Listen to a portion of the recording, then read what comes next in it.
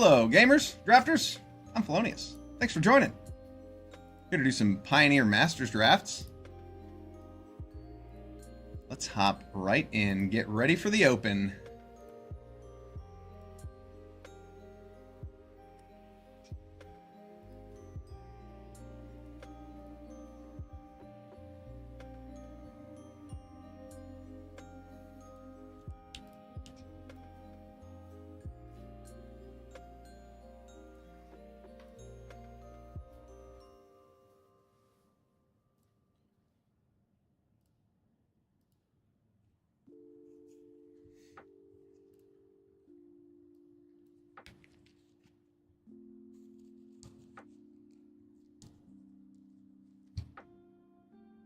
New draft.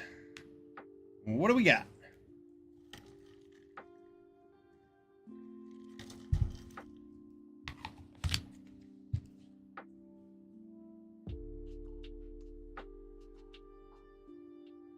Pack one, pick one. We got the boring cards. We just play red, white. Man, I don't even like this set. I think it's so imbalanced. The red, white deck is such a misery to play against. Dreadbores at common. Alright, we've got Jace Vryn's Prodigy. That's a good card.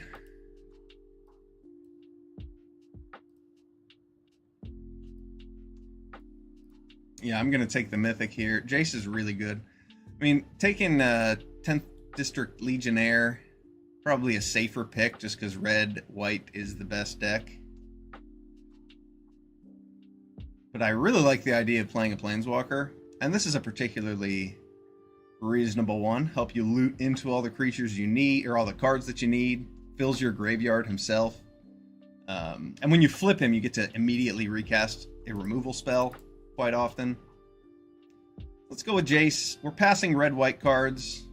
We're looking at blue, green, or black, perhaps.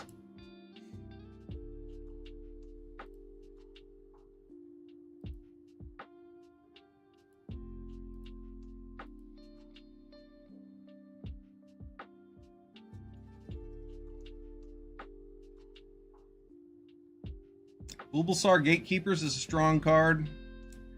Green-blue is not necessarily the place I want to be with this set. A little more interested in like taking some removal spells to go with Jace.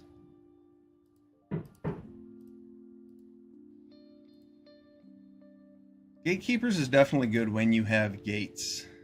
Otherwise, it's pretty bad. Hornet's Nest is a strong card. But, like I said, I don't really want to go into green. Yeah, I guess green-blue is fine when it comes together.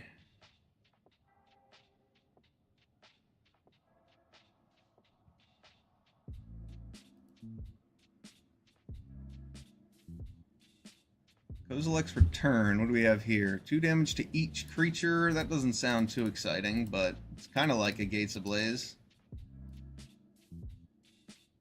And it's an instant. Happens to work with Hornet's Nest rather well, too.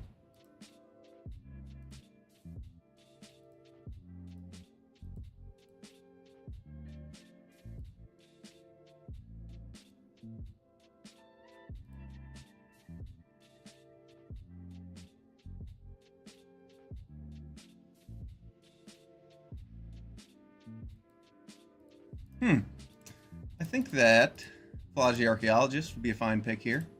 Make sure that we cut off the blue and get into our treasure cruises and the like. I think Boon Satyr's a fine follow-up to Hornet's Nest, but I'm going to take Kozilek's Return. I think that's a high power card. Maybe we can make it work. District Guide. Over a Kiora's Follower.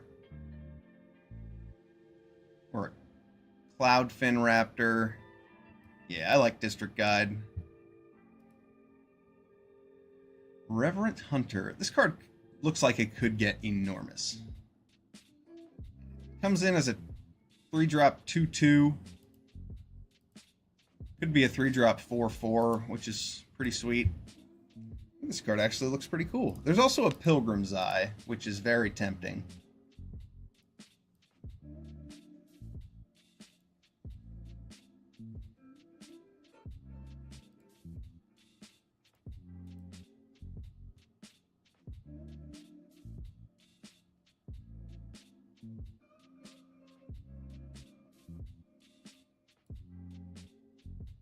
Pilgrim's Eye is definitely a better card, but Reverent Hunter puts us in a nice position to take a lot of green cards. I'm just going to take Pilgrim's Eye. We have District Guide. That doesn't necessarily mean that...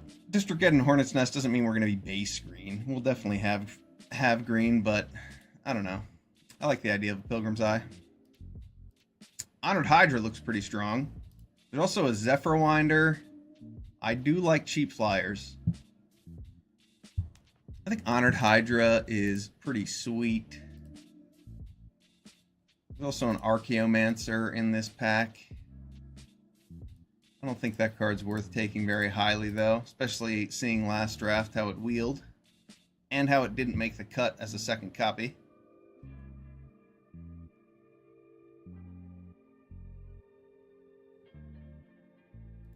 Yeah, I'm going to take Zephyr Winder.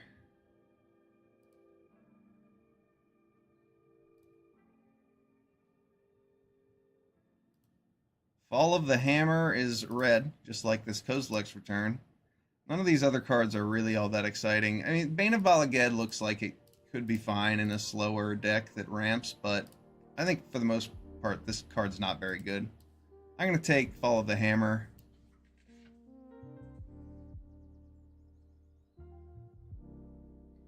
Yeah, part of me wishes I took that Devotion to Green card, so I just would have gone hard on green-blue. But here, I'm going to take this Leaf Crown Dryad over this Nimbus Naiad, because that is quite a good card. It's good as a 2-drop. It's good as a 4-drop. Leaf Crown Dryad's got to be one of the better green commons in the set.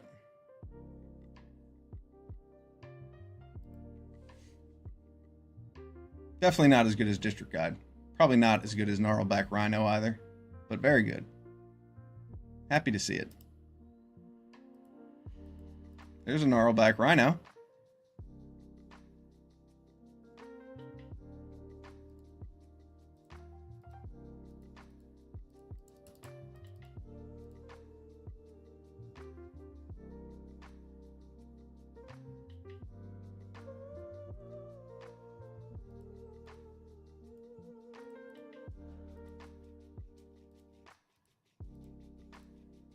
Crop Skirmisher is a blue creature.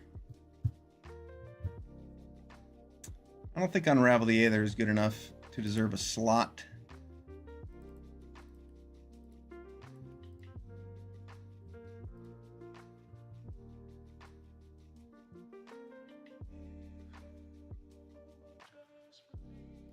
I'm just looking at the Devour Flesh. That card's not that great, but it is definitely a card. It is removal, and a massive removal makes Devour Flesh much better. And as far as cards that make you sacrifice, that one's performing better than they usually do.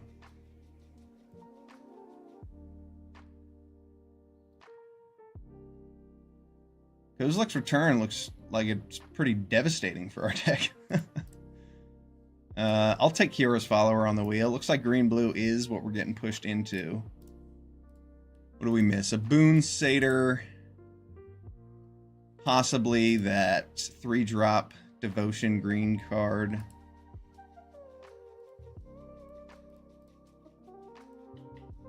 I guess I'll take Shipbreaker Kraken. Doesn't seem like it's great, but I think it's probably better than Ingenious Scab.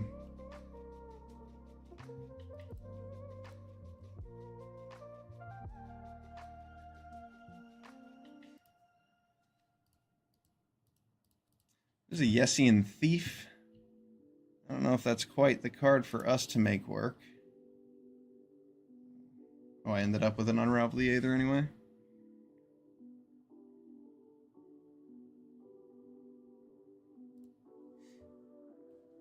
Yessian Thief, Zephyr Winder, or Boon Satyr.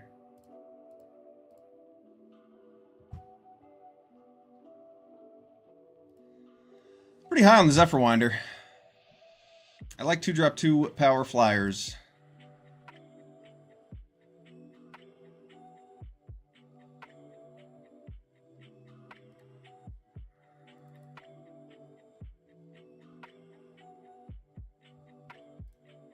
You know, as long as we're in the air, I guess this card's not nearly as good without white or red to pair with it. It's still fine, but you don't have all of the target creature effects for free, like Dragon Mantle, Wicked Roll, or whatever that card's called, Witch's Mark. Cloudfin Raptor looks like it'll be good with Zephyrwinder. We're only in pack 2. We'll see if I can get a bunch of flyers. Savage Punch, Honored Hydra, Seed Guardian.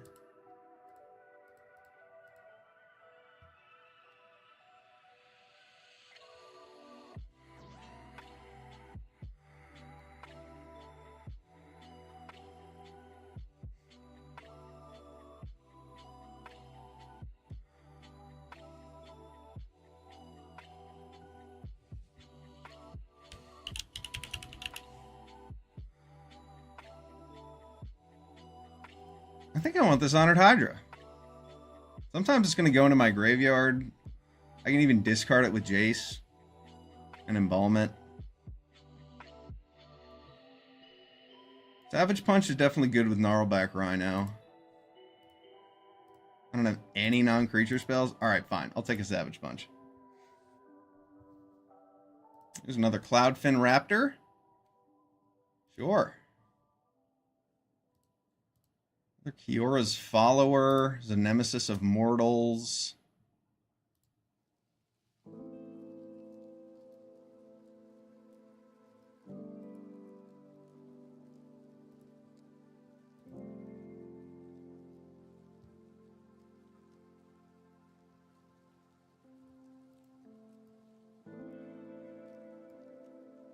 Maybe I can wheel this Windrider Patrol.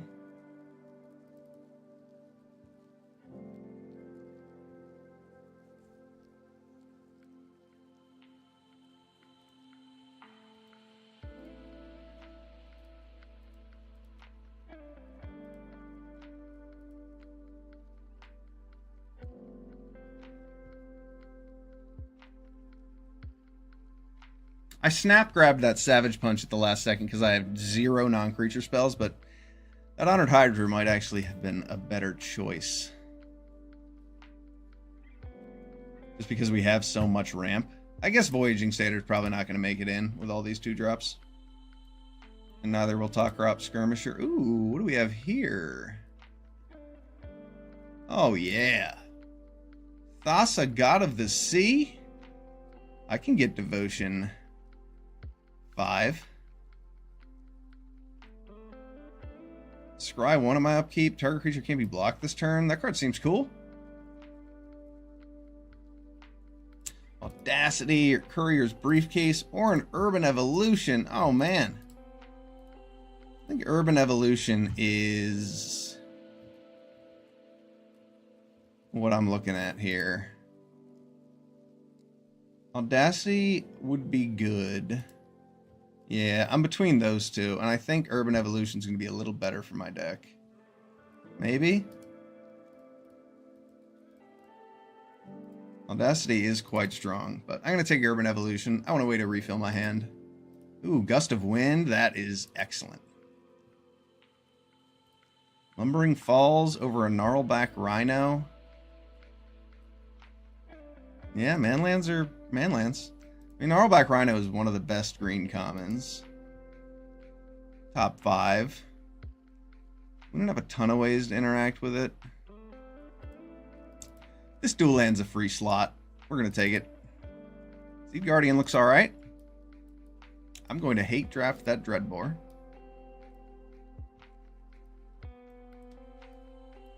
Logi Archaeologist could find its way in here, but I don't think so.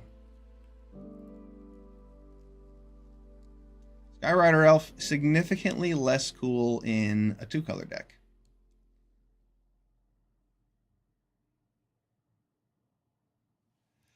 I see the Kiora's Follower. I see the Simic Guildgate. I also see this Bala Ged Recovery.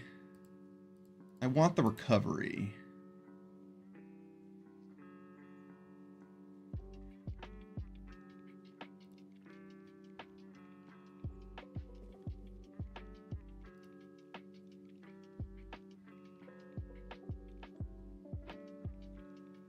mean, it is a 2-drop 2/2 flyer. Yeah, I'll take Bala Ged Recovery. It's a free slot.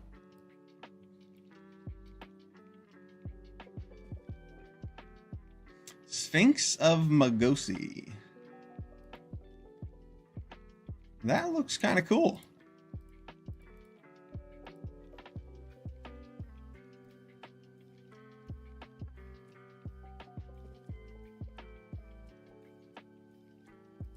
I mean, I like Anchor to the Aether. I like District Guide, but I think I want to take this top end. 6-drop 6/6 flyer that draws you cards if you untap.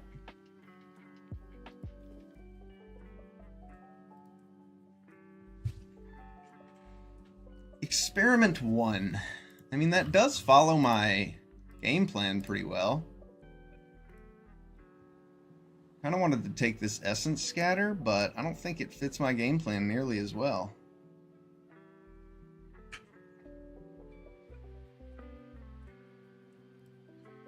A White Splash for the Sky Knight wouldn't be that hard, but we don't have any white gates. I'll just take this Experiment 1. We'll see if it makes it in.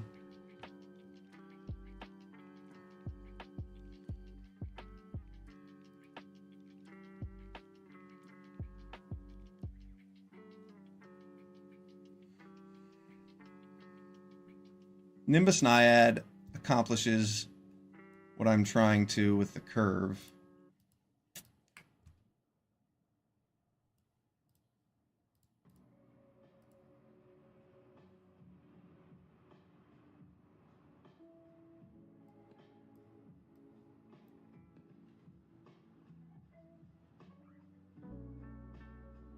I'm glad I took that Savage Punch. I don't have any removal.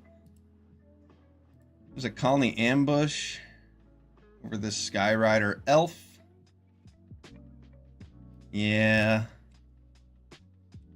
Need some removal spells. Colony Ambush is not one of the better ones, but it works. And it's a land, too.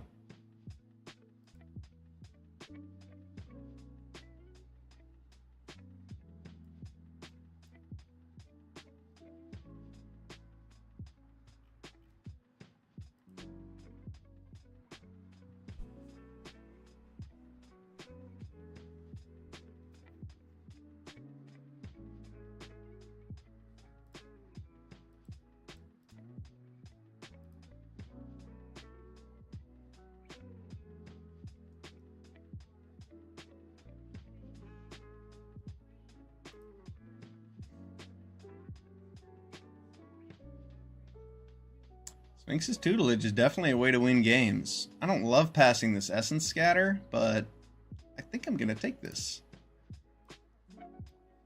Ooh, a Gust of Wind to follow that up. That's great.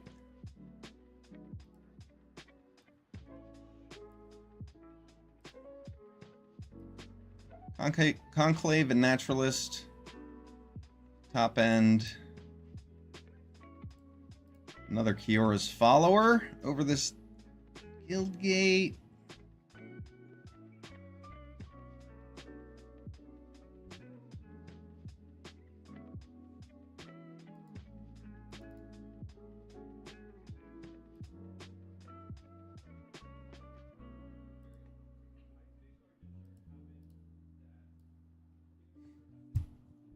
Another Spell Land.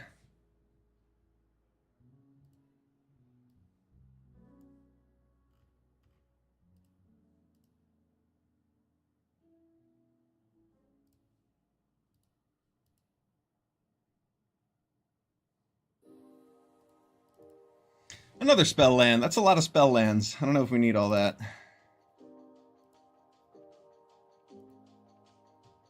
I don't even know if I want to play Celindy Vision. I'd probably just rather have untapped blue sources for my Cloudfin Raptor.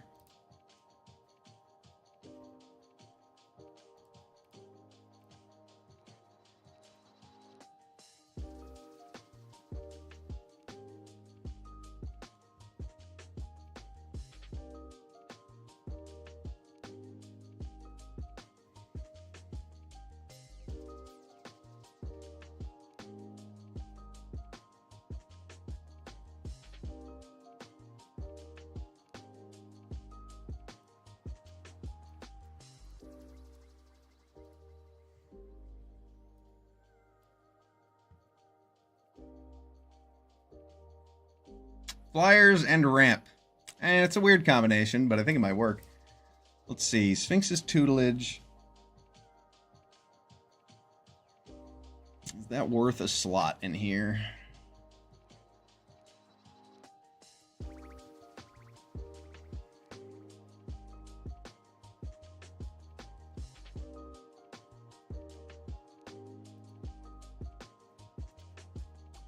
Yessian Thief works with Thassa quite well.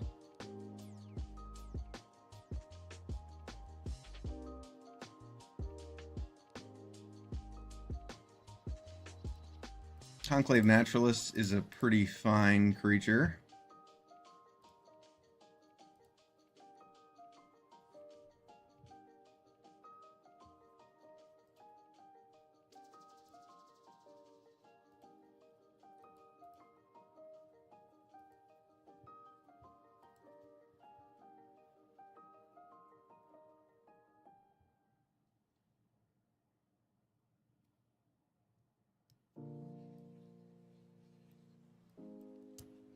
This is an aggressive deck. I don't need Sphinx's tutelage.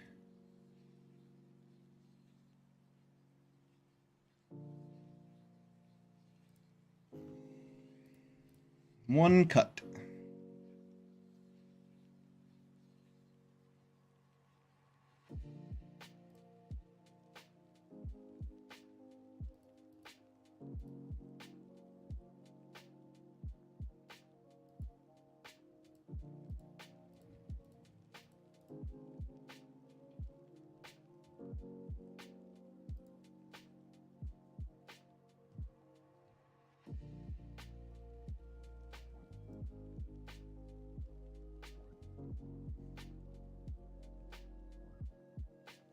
Wondering if I want that Seed Guardian over one of these Nimbus Naiads.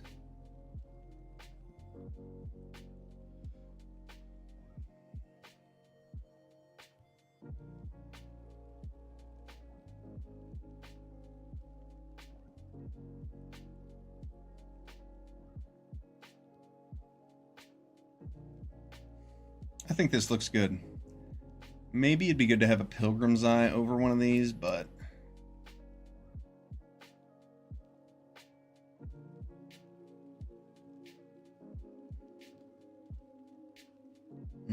maybe Experiment 1 is not going to be very good here. It'll become a 2-2 very quickly. I'm going to have a hard time making it a 3-3, it looks like. Quite a hard time making this anything bigger than a 2-2. I don't think that's going to be worth a slot.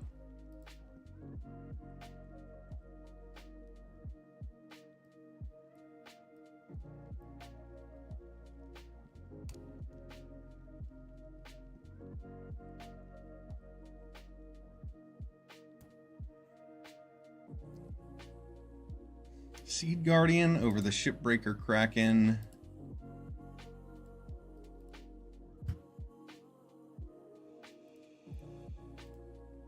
I have a lot of ramp here with 3 Kiora's followers.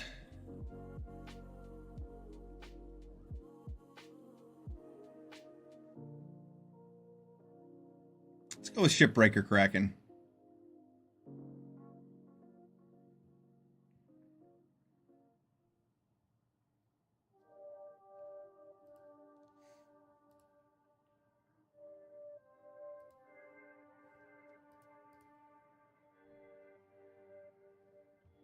Jace can get back. Colony Ambush, Balagib Recovery, Gust of Wind, Savage Punch, Urban Evolution. Not a ton, but enough. All right, let's give this a shot. I don't love the way this looks, but I think it looks fun.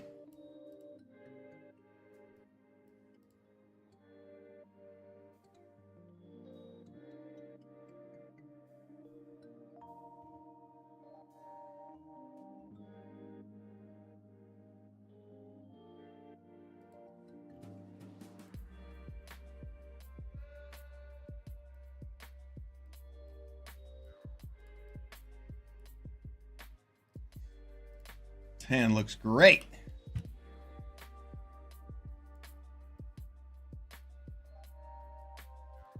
We are definitely doing our own thing with this deck. We do have some interaction, though.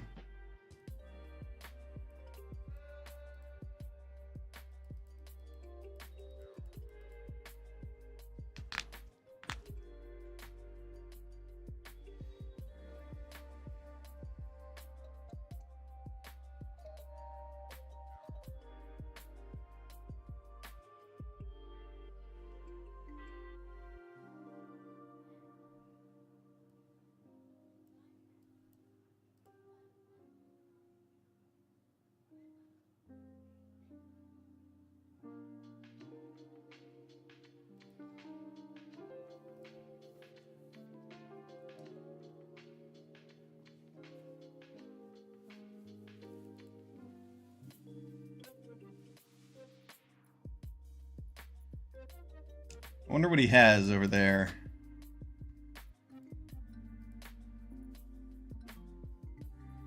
Let's find out.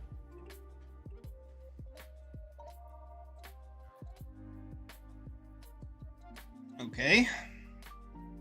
Add 4 more power to my side of the board, no problem.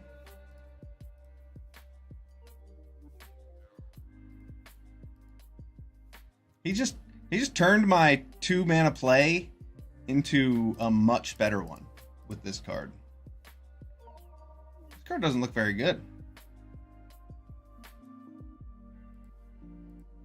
Pongify. But it makes lizards. Yeah. Would not recommend playing this card. Especially in the position my opponent's in.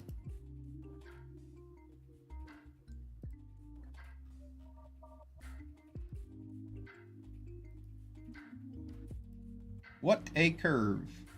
And they made it better for us by giving us a frog.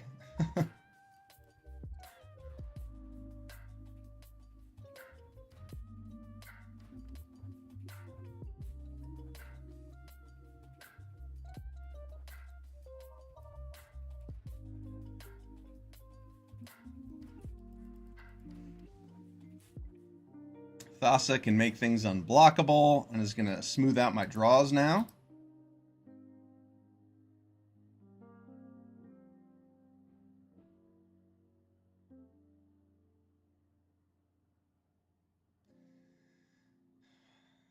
That's an interesting play, I gotta say. It's not what I expected from my opponent. I need 5. I can only make 4 by playing this.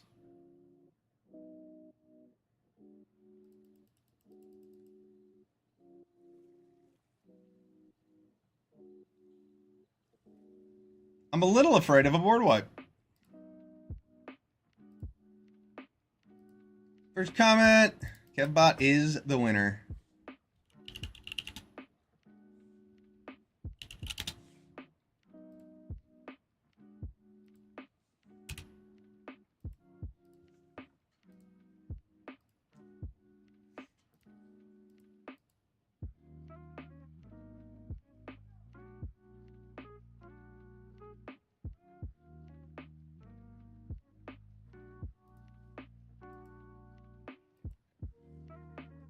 Good game. All right, green blue. I see you.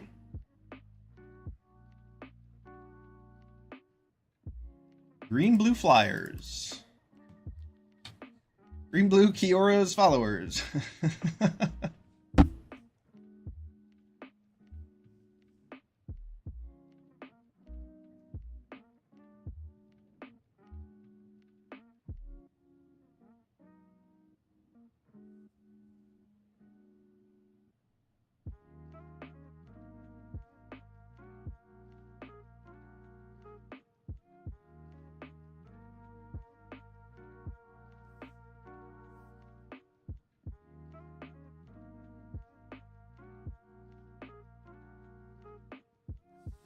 It's good. We have a Balaged recovery.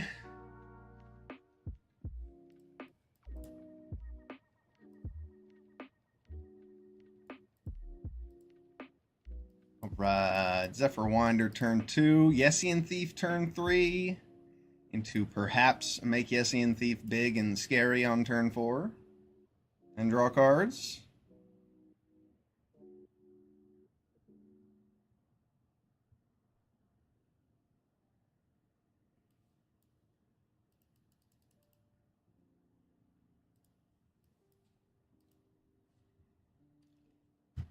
We'll see if I untap with this Yessian Thief at all.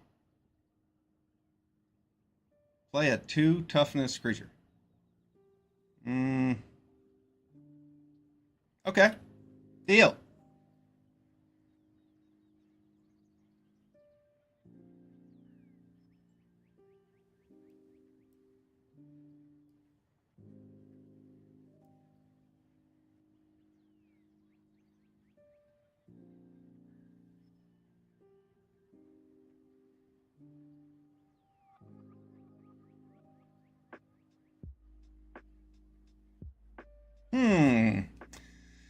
Could throw the Leaf Crown Dryad on this Yessian Thief just to make it big and blocky.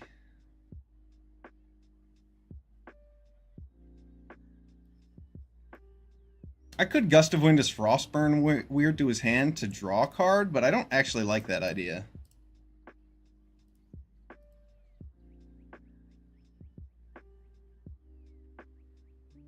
It's a 4/6.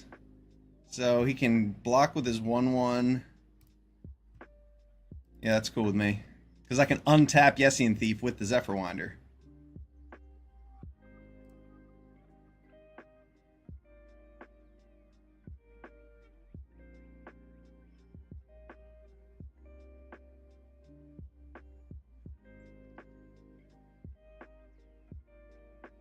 What do we got? Indiana Pones. That's a good name.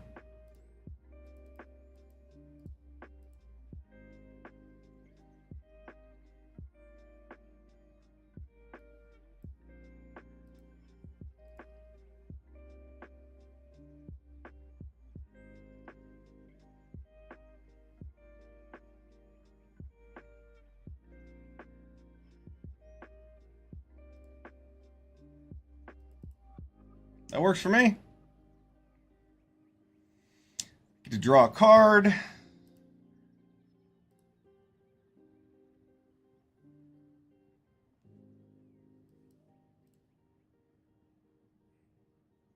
And I can use Conclave Naturalist to kill that Ordeal of Perforos.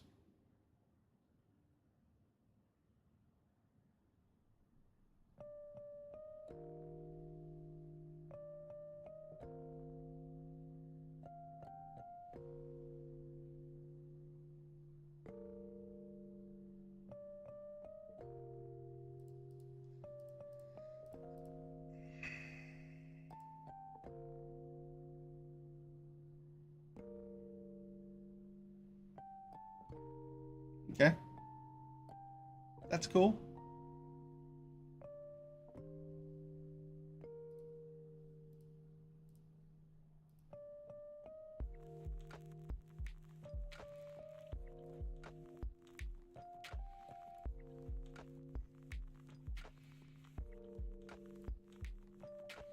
Wild Slash didn't kill our Zephyrwinder.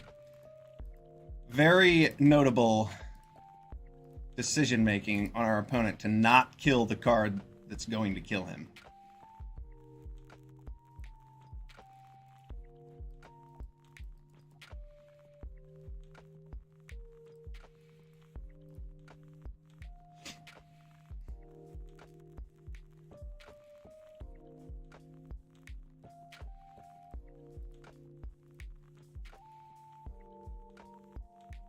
Ooh. Making a big Crusader.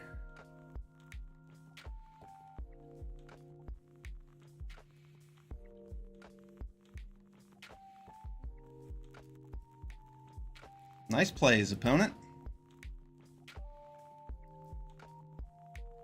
There we go.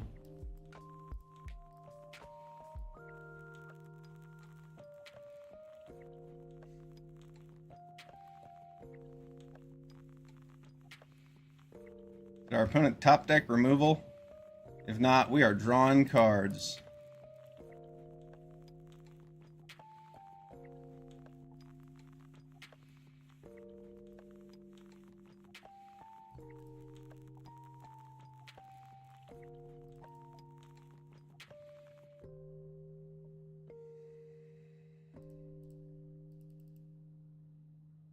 Pump it up to 8. Lethal. Good game.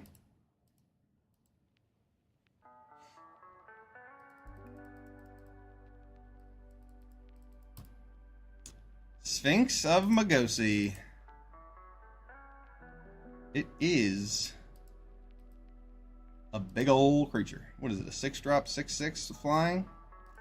And it gets bigger and draws cards. What a cool blue card. 2-0. Next.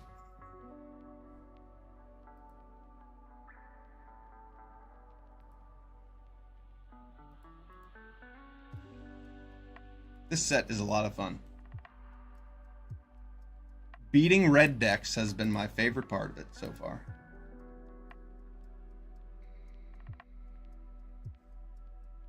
They just do so much damage so fast. It's hard to interact. Hard to beat them.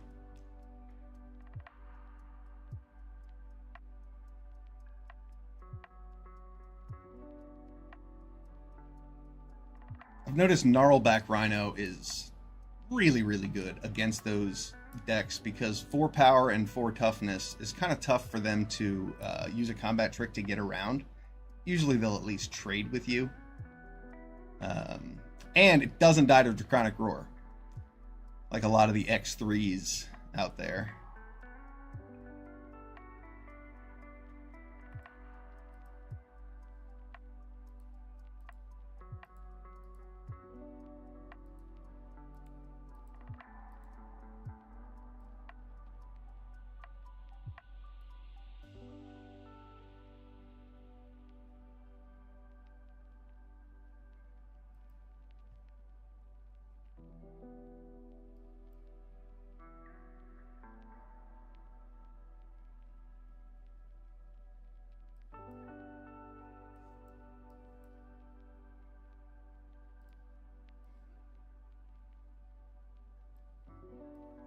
I like this hand. We had to mold a 6, but that's cool.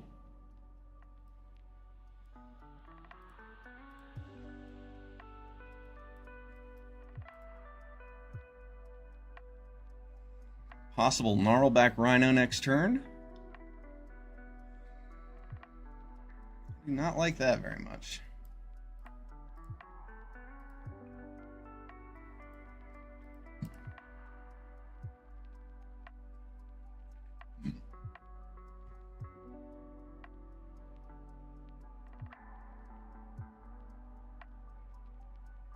Oof.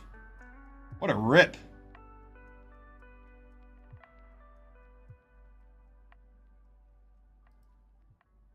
He has 2 Devour Flesh.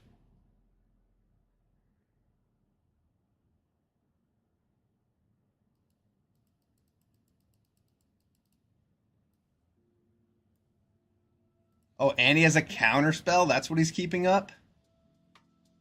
Damn. I'm afraid to play this District Guide if that's the case. But this Hornet's Nest is not going to do anything on the ground. Well, we'll let him counter this.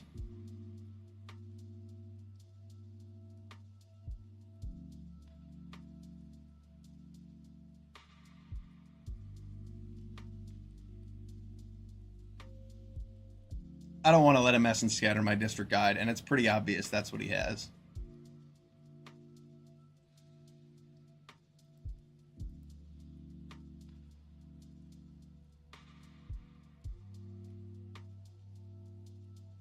Voila!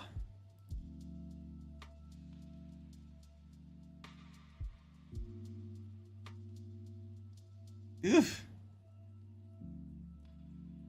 Taking all my cards.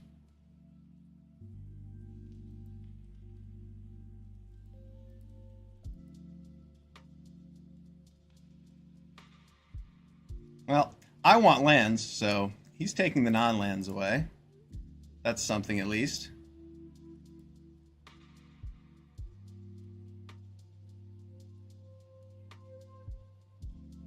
Why wouldn't he just get the value out of playing Cloudfin Raptor and Nimbus Naiad while I'm behind on mana? What is taking this guy so long? Just play out the free cards that you got. Yeah, there you go. You figured it out. Maybe not. He hasn't figured it out yet. Still thinking. Wow, you did it! Nice! You figured it out! That was the longest unnecessary turn I've ever seen.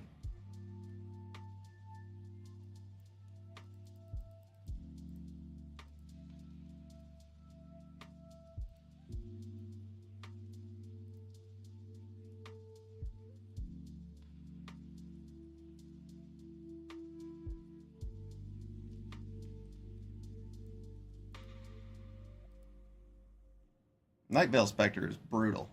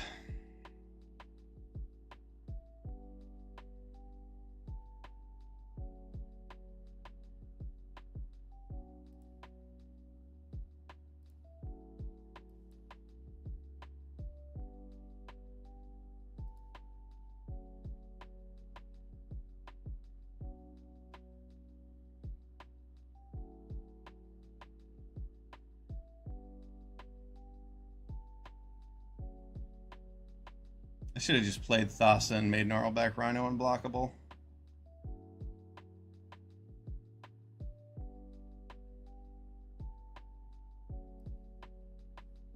I don't think I can race it anymore.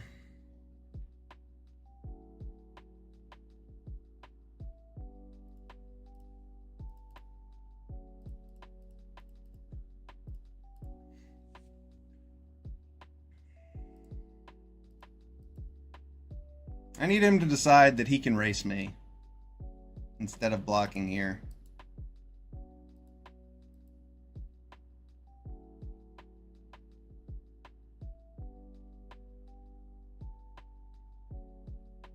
That works.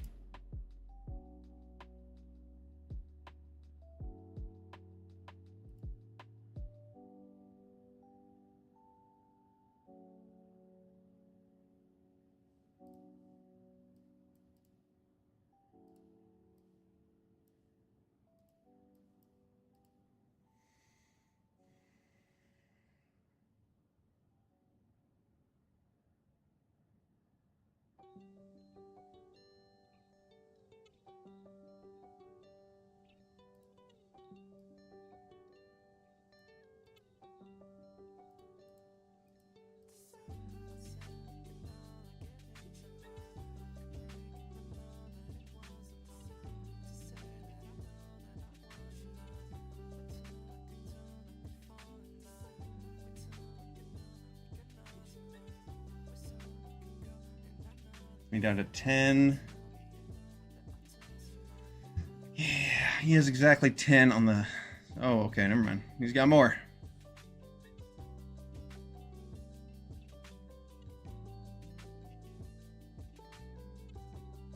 Brutal. Brutal. Doesn't really help. Let's see if I get him for 4. I have a flying blocker. Just bounces it. What can I possibly draw to win? I need a Gust of Wind. Gust of Wind bounces a Cloudfin Raptor and then lets me play something else.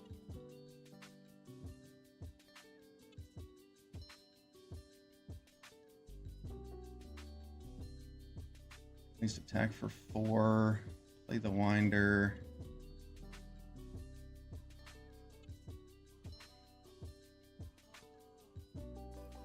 And the chances of the next card just being a land are so high. My opponent's taken so many good cards from me so far.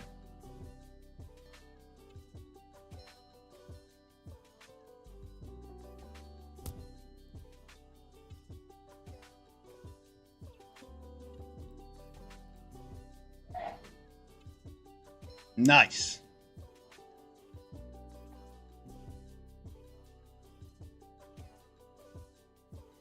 It's kind of huge.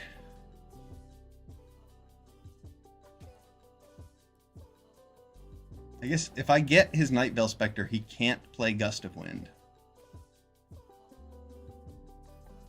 But will I be dead in that case?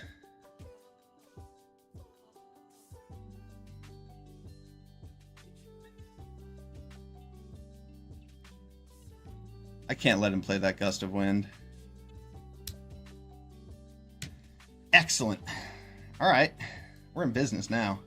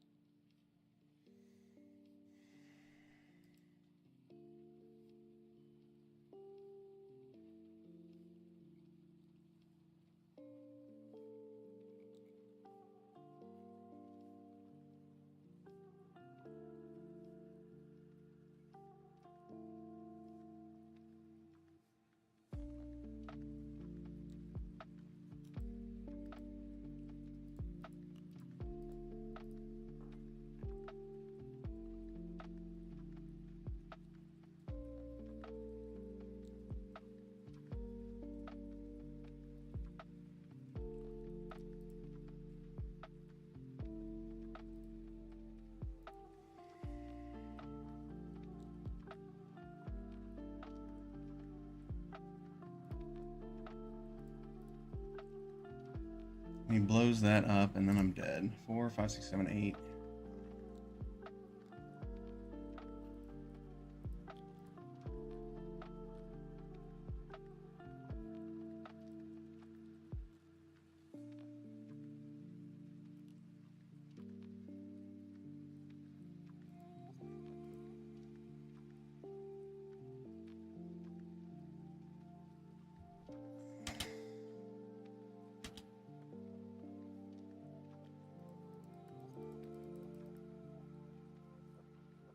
Got removal? Oh, what a joke. Top decks. Top decks, man. What can you do? Nah, we played this so perfectly. What a lucky opponent.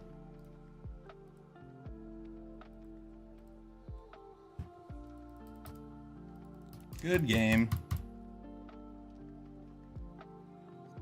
Almost beat the Night Veil Spectre, but they got so lucky with those last few top decks. That was pretty nuts. Obnixilis Cruelty. He needed to draw a removal spell that could take out a 4/4, and god damn. Of course he got Devour Flesh.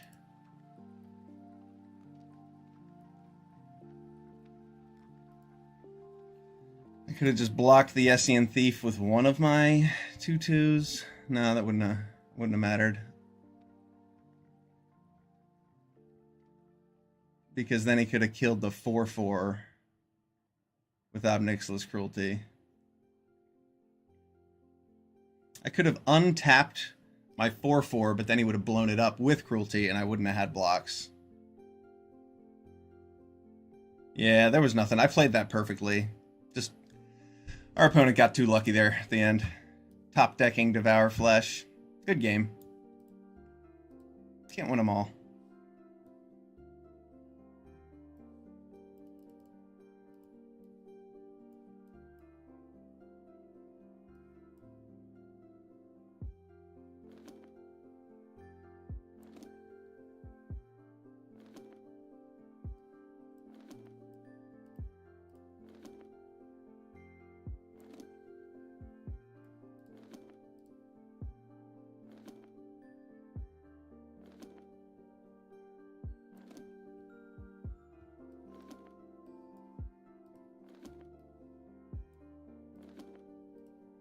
Slow down my opponent's curve a little bit.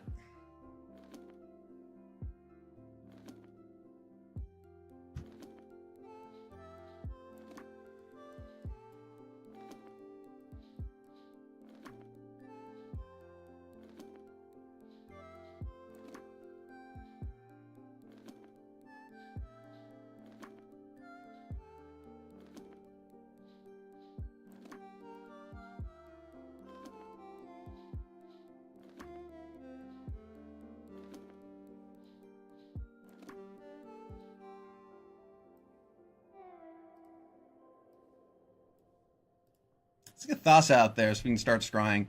I like the idea of playing Urban Evolution, but I'd rather get a threat on the board while my opponent's tapped out. I would like to be the one applying pressure. Especially when I have a Hornet's Nest out. Hornet's Nest looks like a really funny blocker against Dragon-style twins. Cloudfin Raptor looks like it's probably not the best top deck at this point in the game.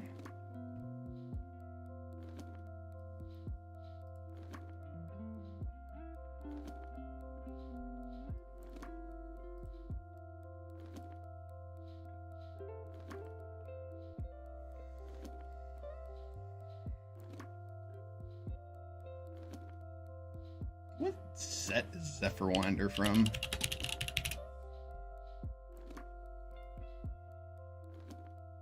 Mom.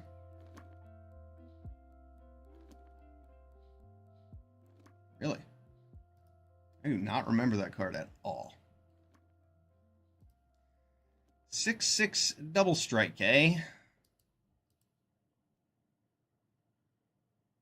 Let's take 12.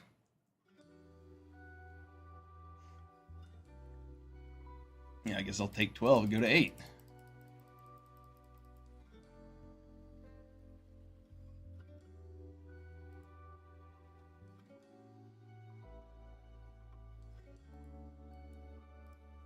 I don't want that. I want lands.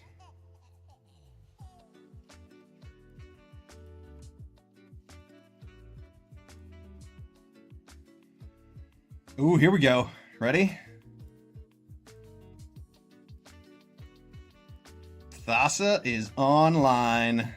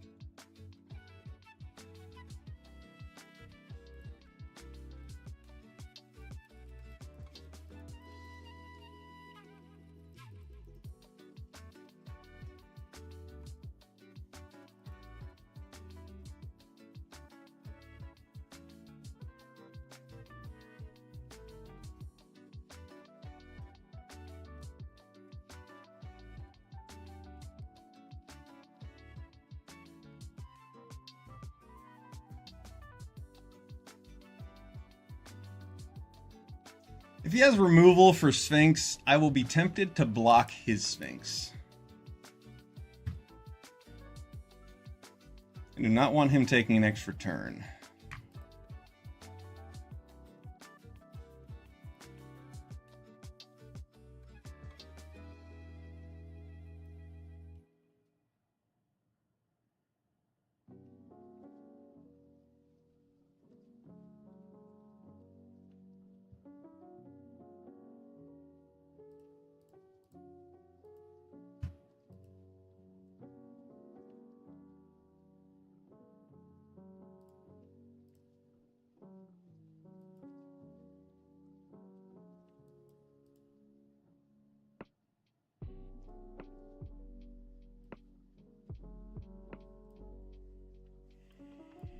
I wonder if he has a counter spell for this. He does not.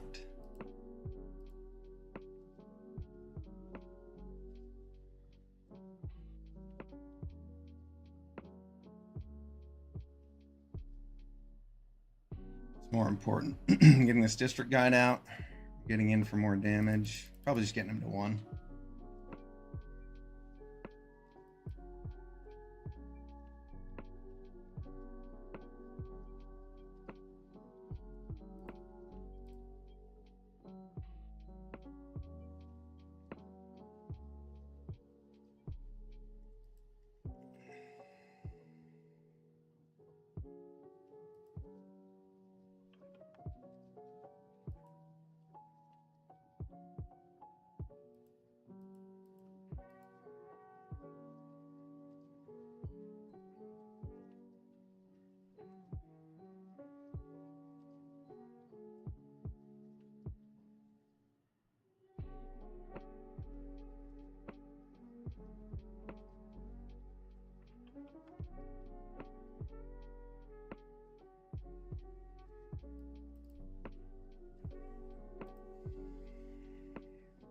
I wonder why I didn't... No, never mind.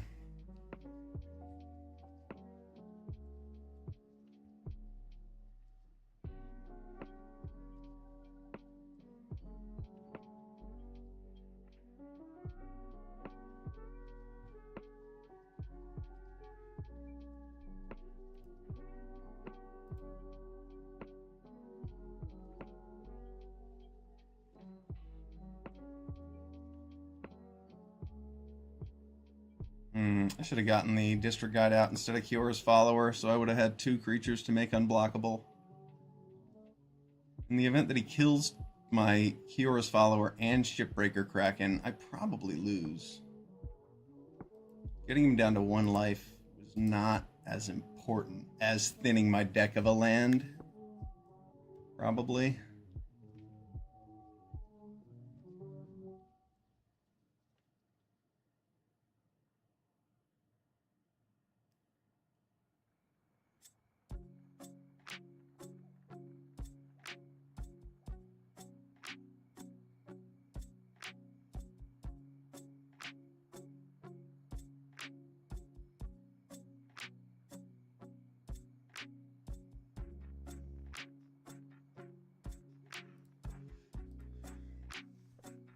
Got him. All right. Nice. They did not draw an answer for our Shipbreaker Kraken. Good game.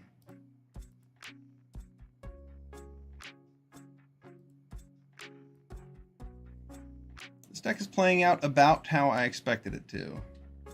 Though we were really weak to that Nightveil Spectre, and I kind of want the Seed Guardian in here.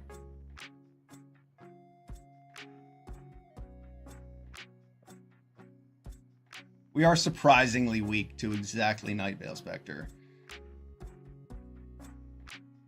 Maybe Hornet's Nest is worse than some of these. I guess Nimbus Naiad hasn't really been overperforming. I'll take that out. I'll put a Seed Guardian in. Keep us safe from the Nightveil Spectres of the world. It's no Thief of Sanity, but it's... I mean, you can play lands from it, too. Nightveil Spectre is such a cool card.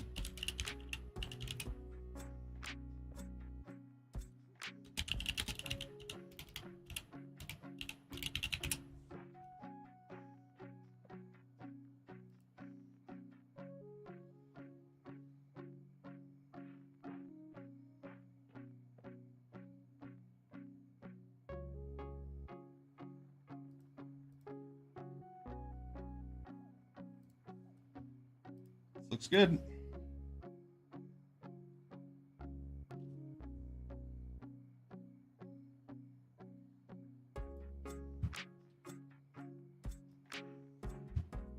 Cloudfin Raptor on turn 2. We've got some tap lands.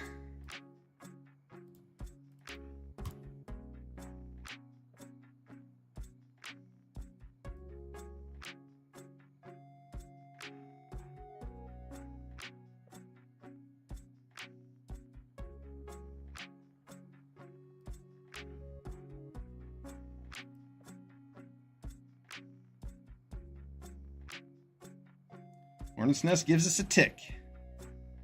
+1.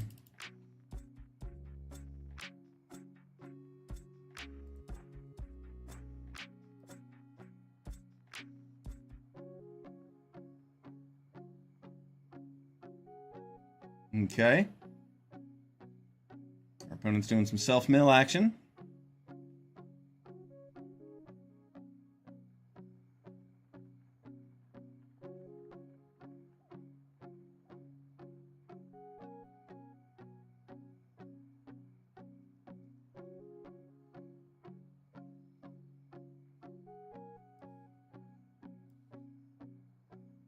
I'm going to wait to play Seed Guardian because I want a +1/+1 counter from it.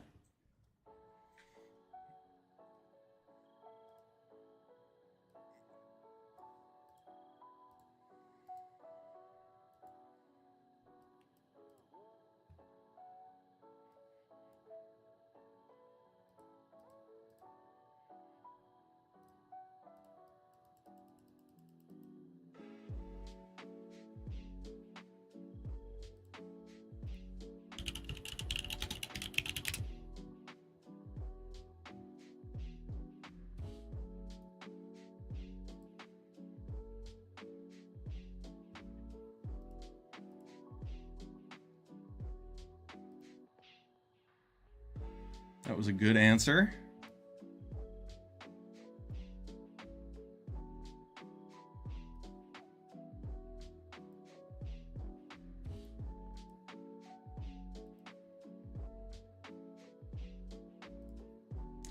I'm not curving out flawlessly here, but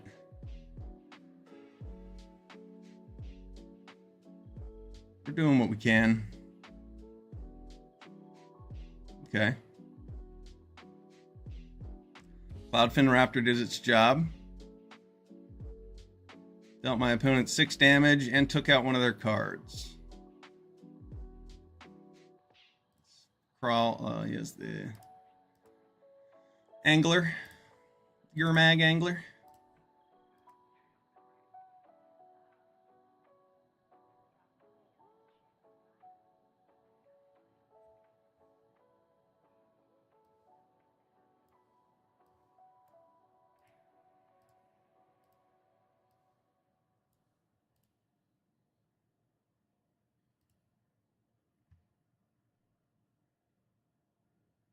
No!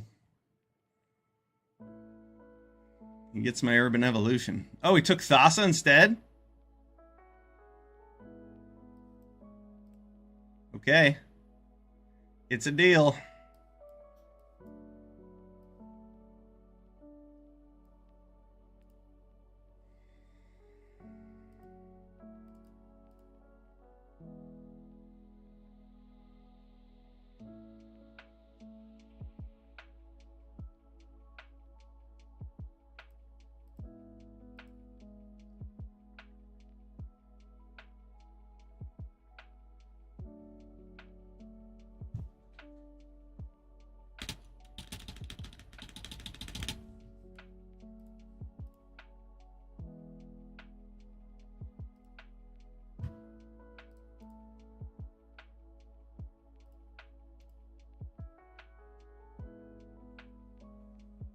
Oh, here we go.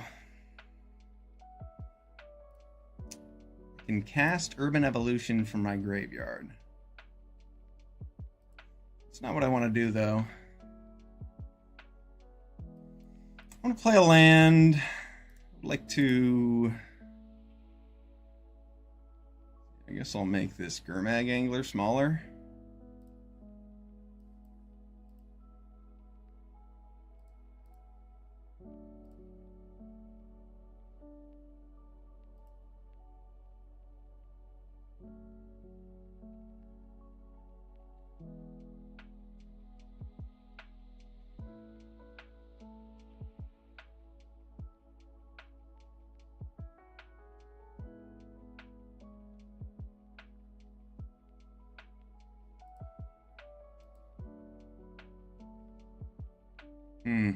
Probably should have hit one of the 2-power creatures with Jace just to turn off an attacker. In case he does kill something and swing in. Oh, what's this?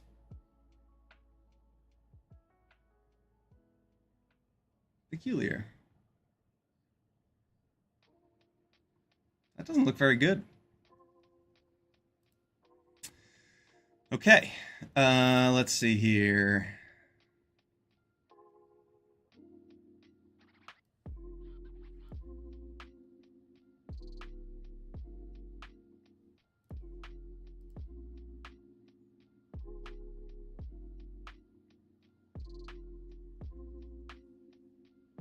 One, 2, 3, plus 6.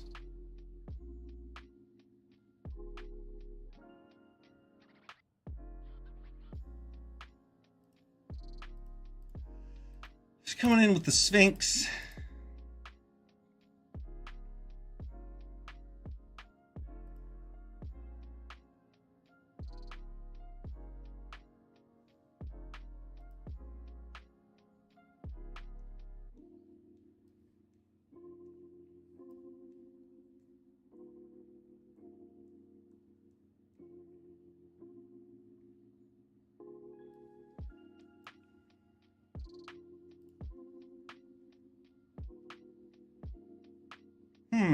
One more blocker or one more card? I'm going to play one more blocker instead.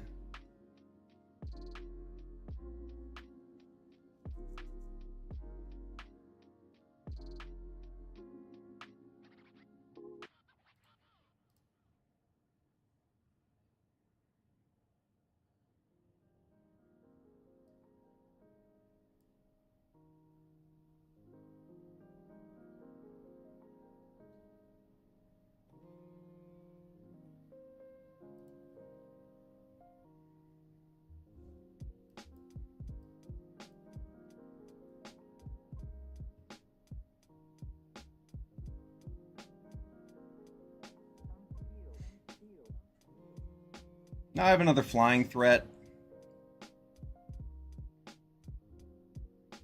He does get rid of my Sphinx. At least I have an attacker in the air.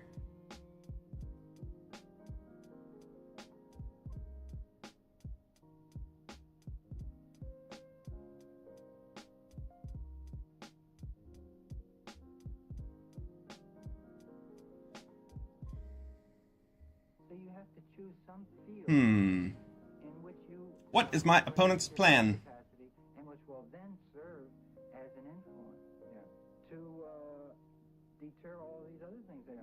Doesn't appear to have very good attacks.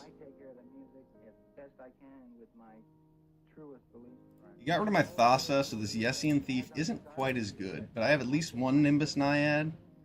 It could be worth keeping around for.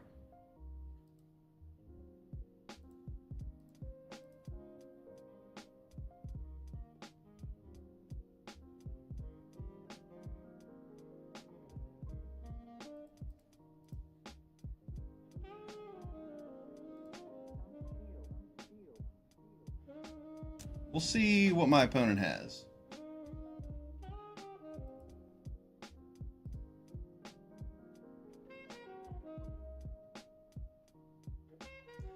But if he plays some kind of spell to take care of the District Guide and Yessian Thief, it's kind of clearing the way for the rest of my cards.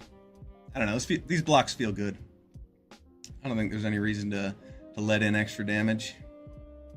Ah, Obnixilis Cruelty to get rid of Shipbreaker Kraken. I didn't really think about that. But that was a good play. Get rid of my Kraken. He definitely had to do that in order to not die. But Sphinx of Magosi is going to do some work in the sky.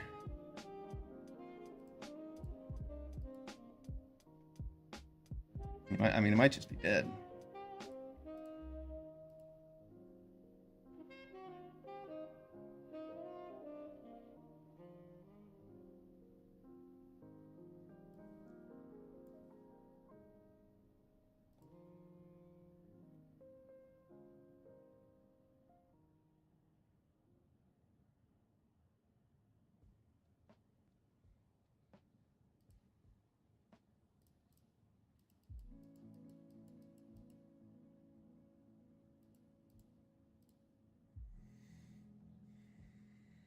He can have a Death Toucher.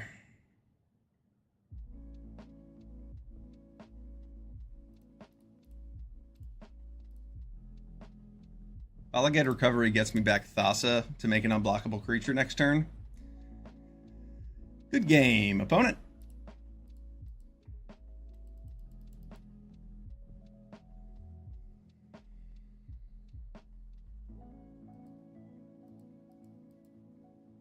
Four and one. All right. Let's go again.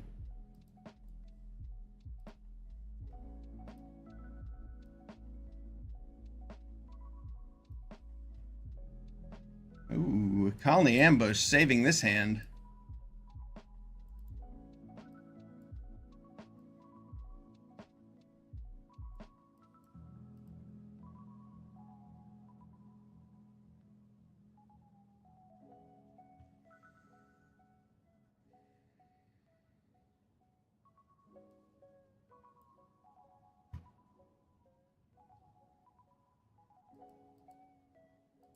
I will trade with the steward if he wants to.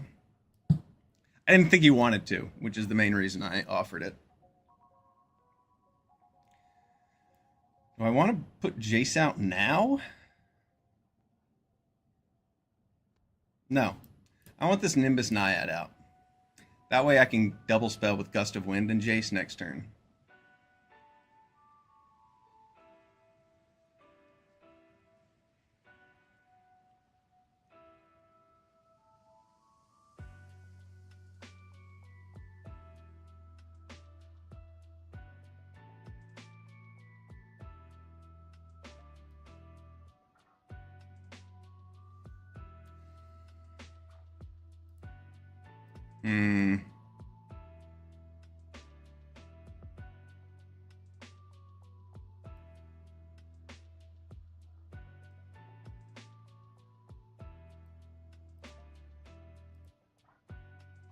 Well, let's see. If I draw an island here, change. Okay, no island.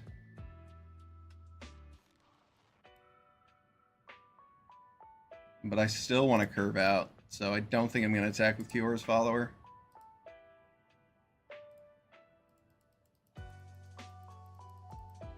I'm a little bit more interested in having the Jace Bryn's Prodigy out.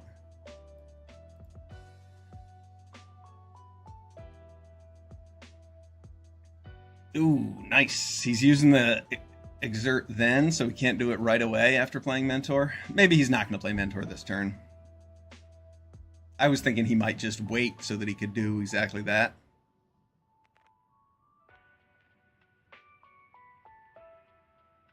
Interesting. That did not seem optimal to me. No artifacts or enchantments among these. Let's draw and discard. I mean, I don't even want this forest, so I'm going to get rid of it. I want islands.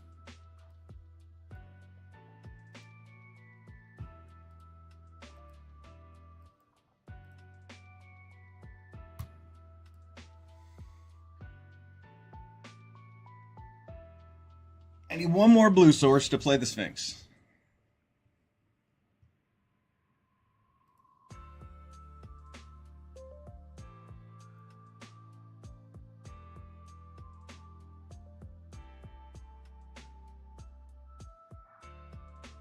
Wow. He's about to draw a lot of cards with that Mentor the Meek.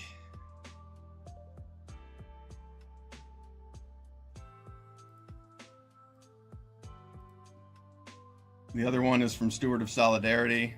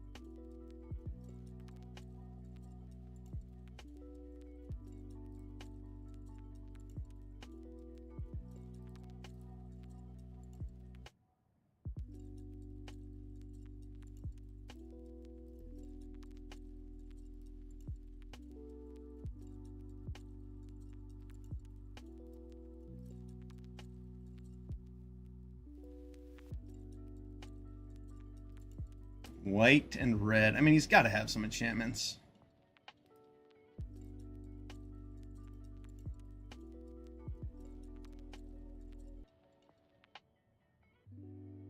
Well, this way, if he tries to kill Jace... Oh, he forgot to do his steward thing.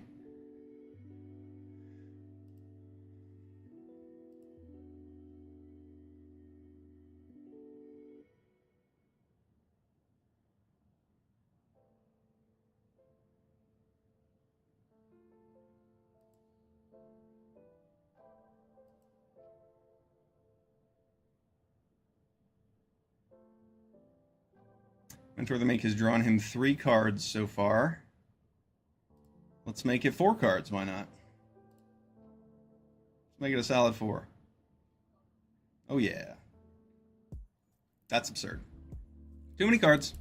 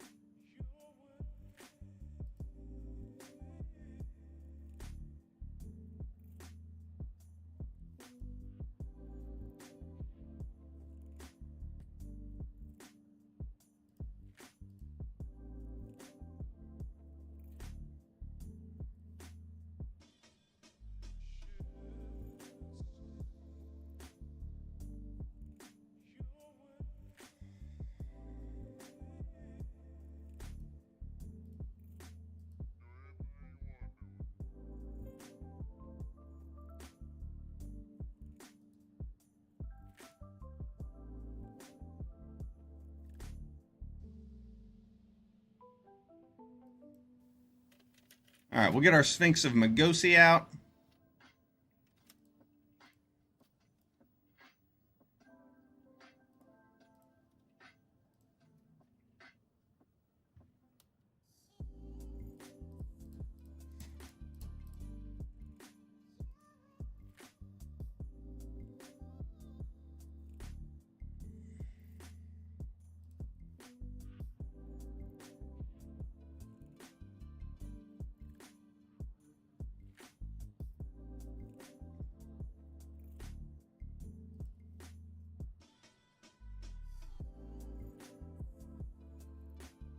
Thassa presents lethal next turn, even if he kills Sphinx of Magosi.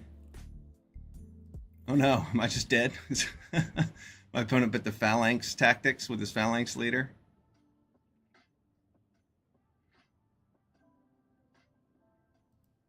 Okay, pretty strong.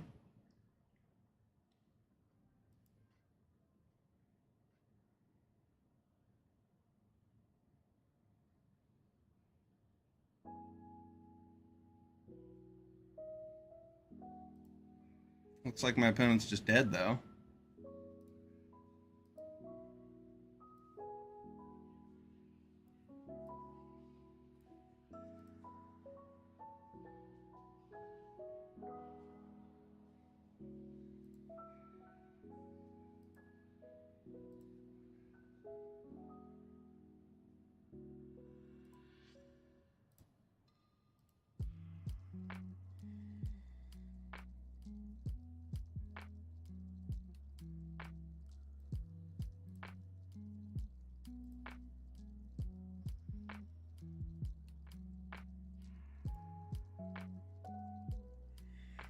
Ardenvale Tactician, good game.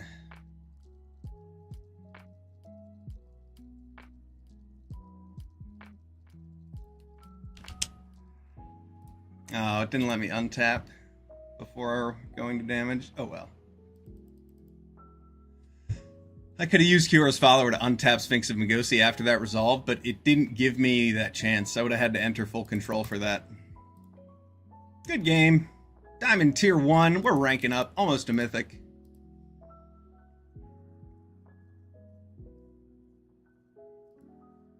Five and 1 with this awesome green-blue deck.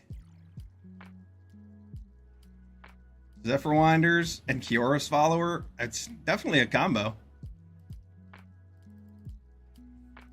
Zephyr Winders with Kyora's Followers and Jace. That was hilarious. I went from having 2 cards in my graveyard to having 5 in one turn and flipping that Jace. It turns out the Jace wasn't really that much of a threat. The Jace isn't that much of a threat in this deck. I only have a couple things I can recast. But it looks like a threat. And, you know, recasting Urban Evolution is pretty good. Recasting Gust of Wind, also pretty good. So, the targets that I do have make it good enough.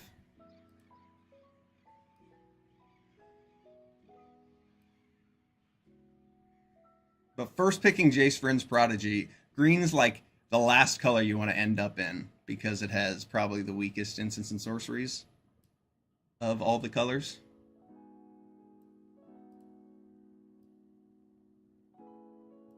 Oh well. It's working out quite well for us. We definitely found the open lane, and we got past 3 Kyora's Followers. We got that Urban Evolution. We got past a Thassa somewhat into pack 2.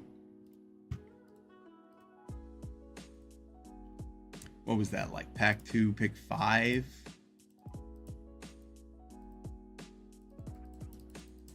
Was that pack 3?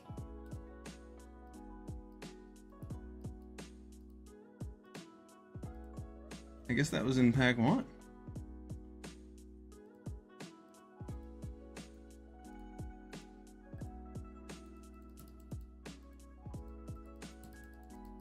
Where the heck did this Thassa come from? I'm trying to find it in my draft picks. All right. Let's see. Island. Oh, pack 2, pick 7. There it is. Yeah. I mean, that Thassa almost went all the way around the table. Very good sign for us.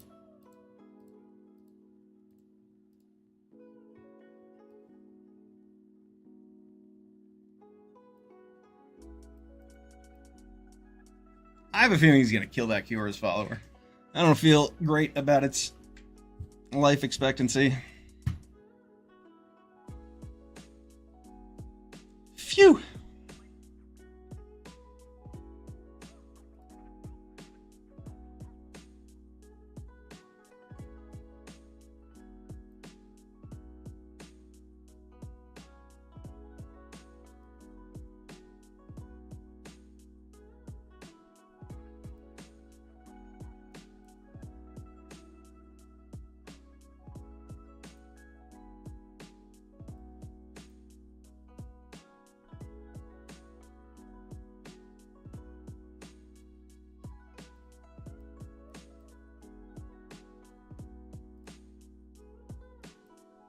Alright, I'll play District Guide before the Hornet's Nest.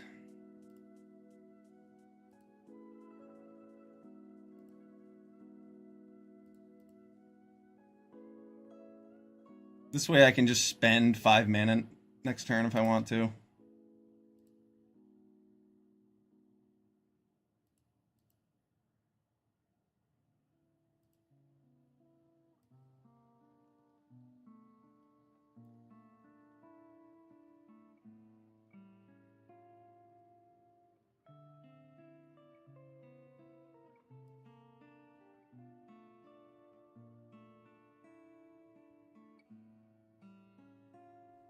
Everything get trample? Jeez.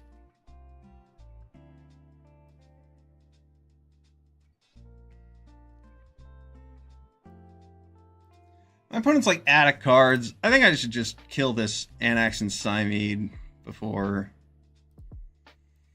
his entire team gets way too big.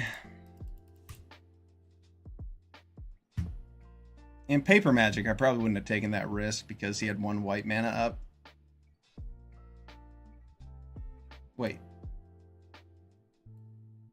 Wrong set. I would have taken that risk. I don't know what 1 white mana spell there is that targets creatures in this set. I'm not sure that there is one.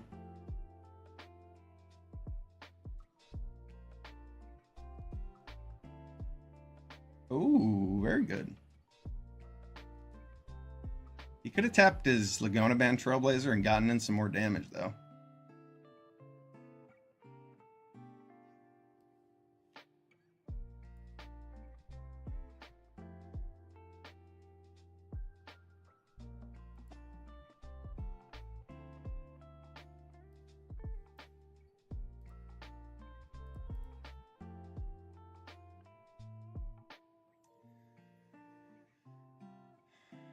Excellent. Excellent.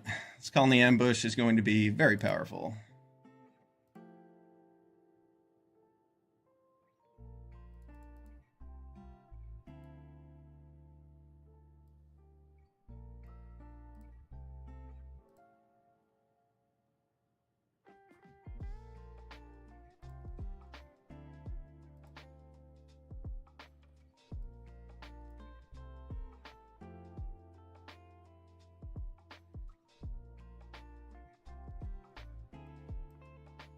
Huh. Maybe I don't want to do that. Maybe I just want to play this and Zephyr-Winder. Now, I would very much like to kill something. We'll make it this.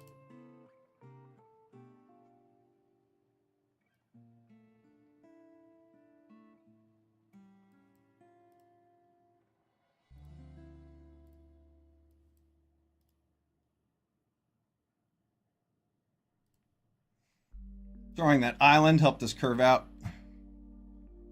the rest of our cards.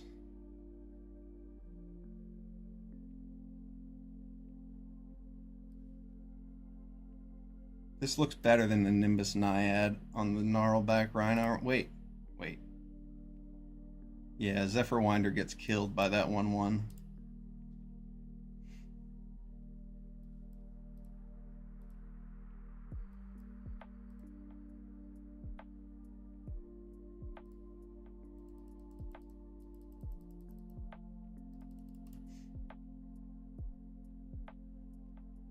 Now maybe he'll attack with his 1/1.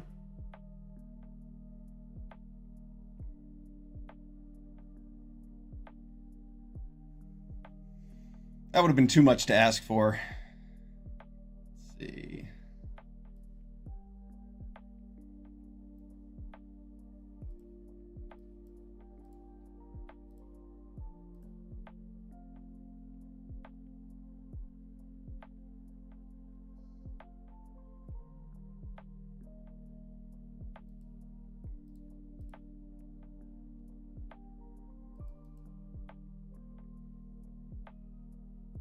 No need to attack with the Zephyr Winder. I'll have one of these Kiora's followers to untap.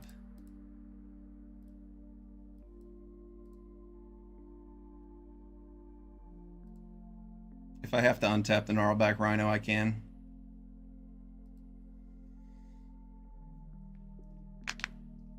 Man, Gnarlback Rhino is good.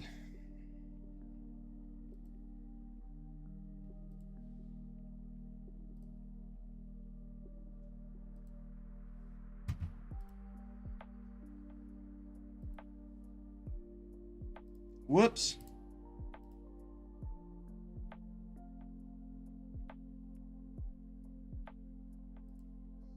Good game, cracked. Good game.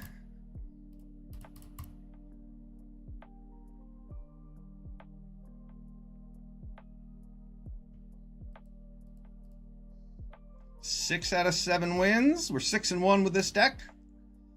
Let's see if we can get our trophy.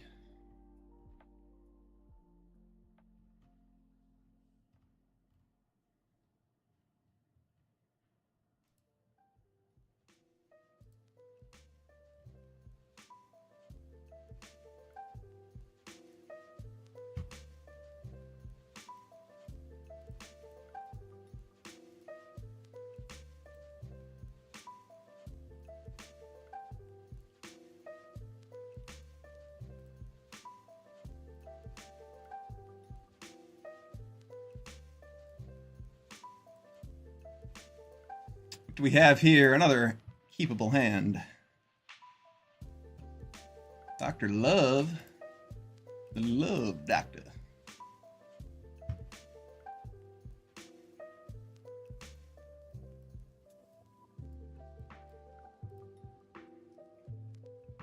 Turn 3 Gnarlback Rhino, perhaps?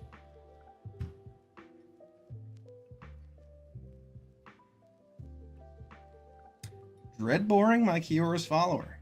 Alright. It's cool with me. That's a Dreadbore you don't have for Gnarlback Rhino.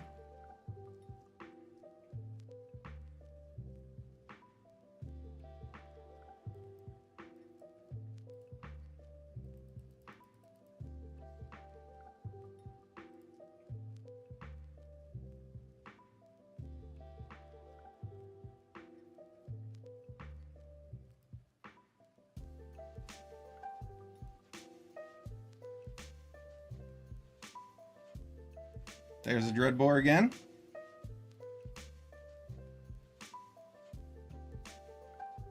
Is Jwari Disruption in this set? Oh man, that would be brutal.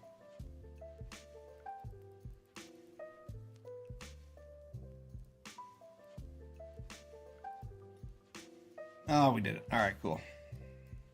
I didn't want to look. Getting that counter would have been brutal. It did not happen. We're safe.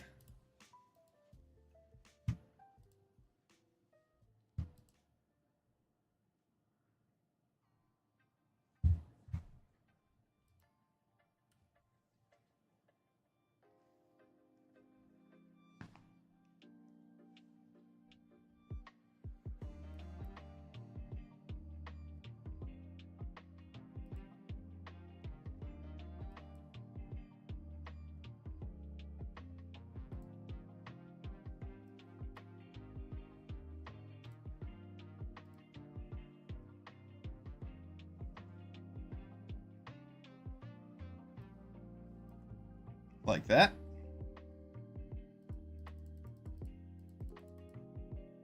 Black. So he has supernatural stamina. That is definitely a card that's in this set.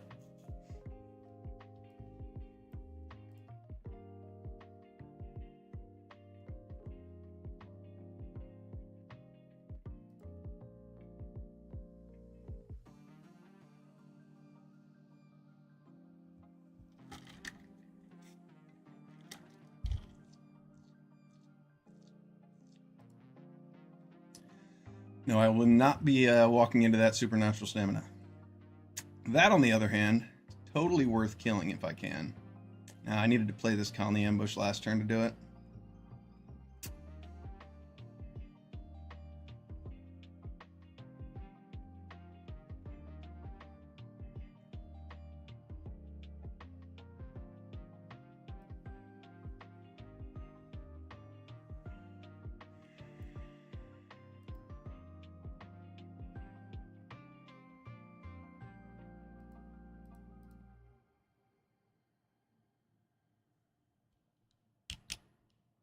Wait, I can do it.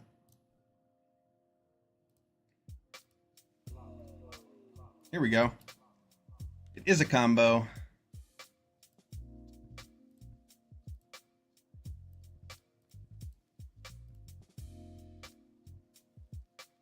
Zephyr Winder making mana for us.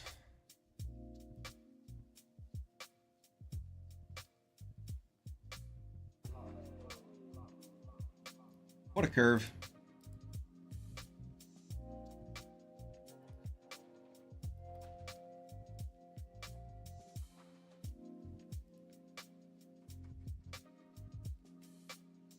Is he going to play Supernatural Stamina and Obnixilus? Okay, that works.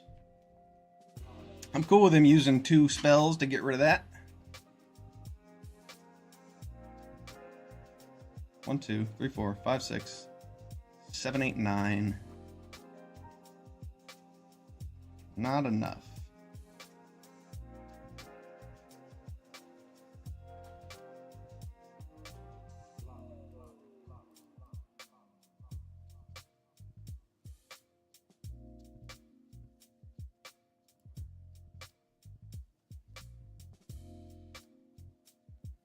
Sphinxalicious. Green blue flyers. Who knew? This deck's awesome. I just have a feeling that's not going to be enough.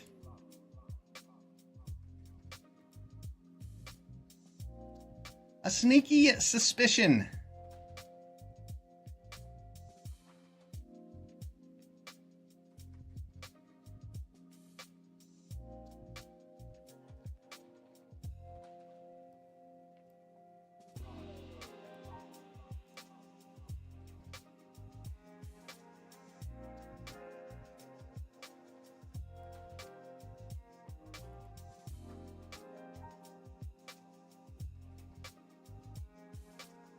Good game, Dr. Love.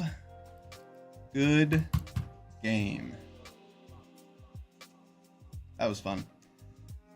Simic coming in hot with a first pick Jace. He's going into the trophy decks.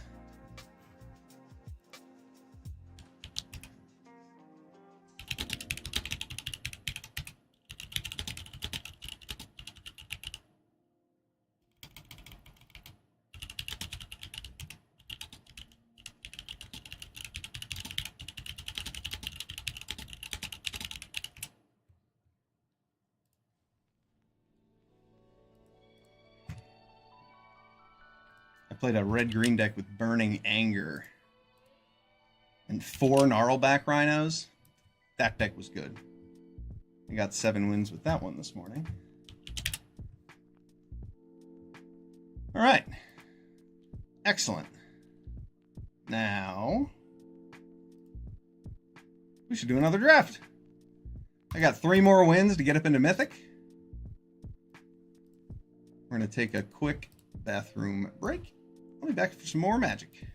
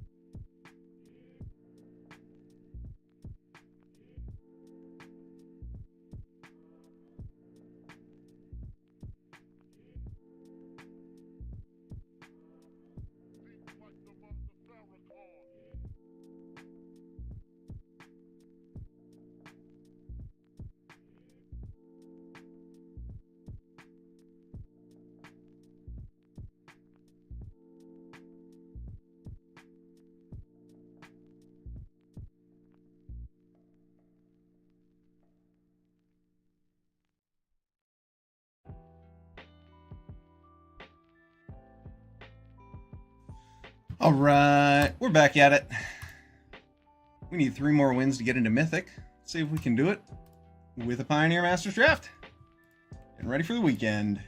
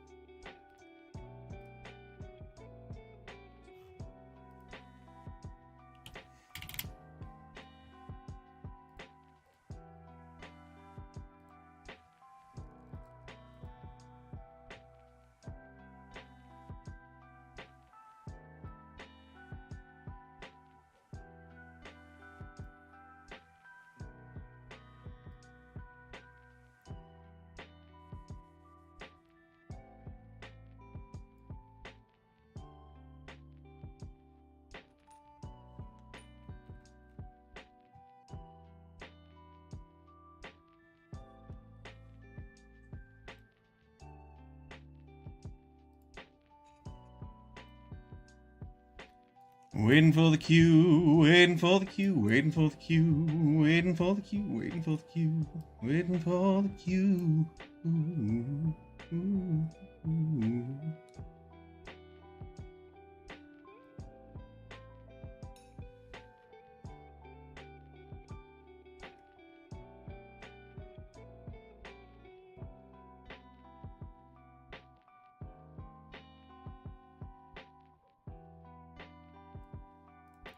Jumping into it.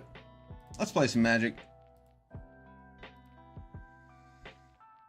Pick one. What do you have for me? Woodland Wanderer is a card that has impressed me.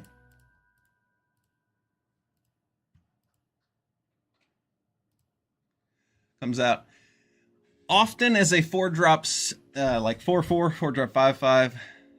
6/6 is the max it can be.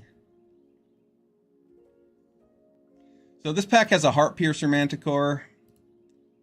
That card's probably right on par with Woodland Wanderer.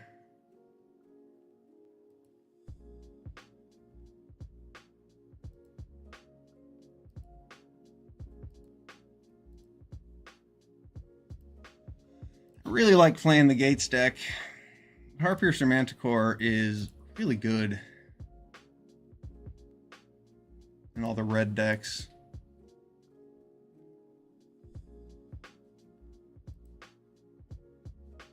Let's take Heart Piercer Manticore. It's going to be a little bit better on average.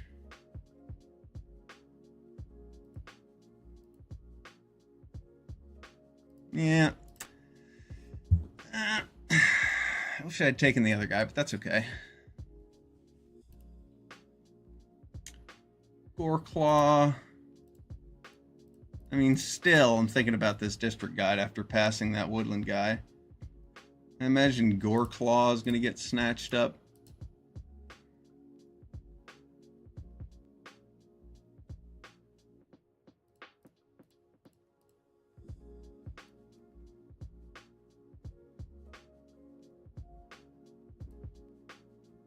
Man, I could just take Goreclaw, go red-green.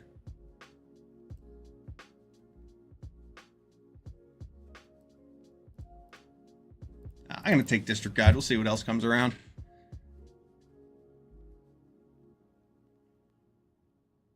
That doesn't look very good. Honored Hydra.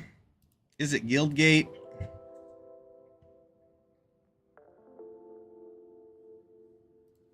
Yeah, between those two. Honored Hydra or a Guildgate.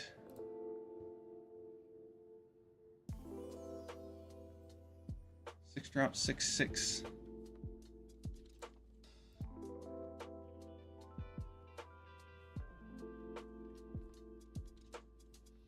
Had I taken the Woodland Wanderer, this would be a much smoother experience so far.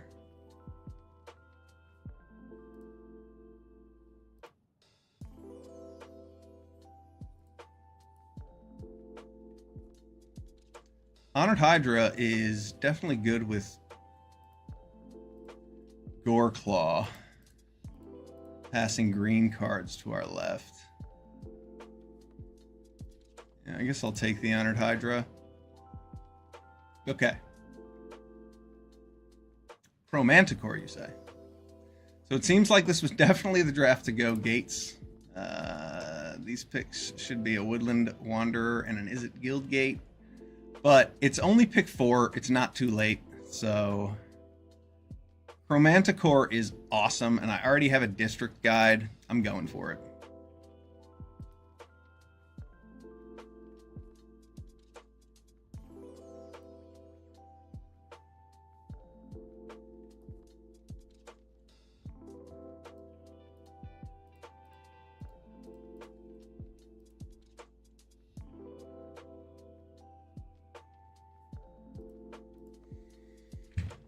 Time to take some gates, make this Chromanticore work.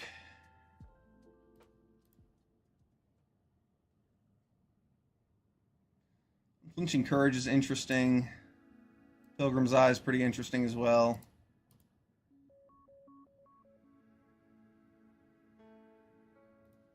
Fall of the Hammer looks pretty good.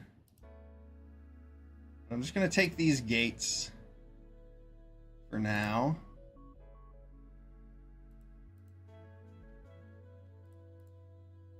Selesnya Charm. That is a card that I like. I want it over a Boundary Lands Ranger.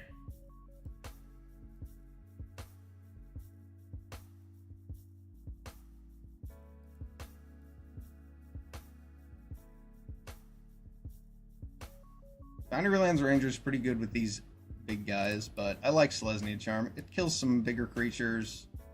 It's a combat trick. It's a creature. It's a lot of things. I don't know if I like it more than Upper Gear Crafter, though.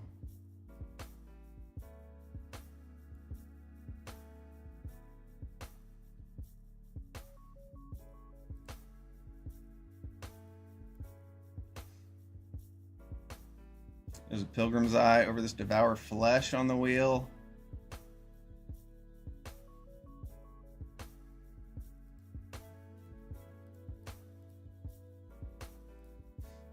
Pilgrim's Eye will be good for the Chromanticore.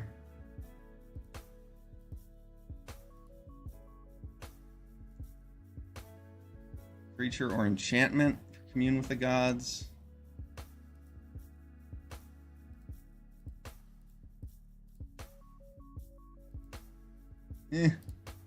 I'll take the Syndicate Messenger.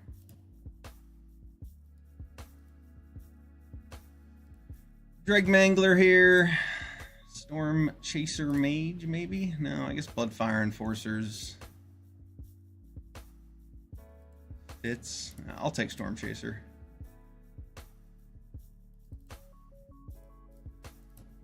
Furious Rise. Okay. Alright, what's next?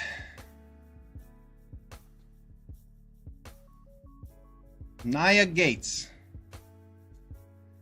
Nothing too gatey in this pack. There's an Exquisite Firecraft and a Draconic Roar.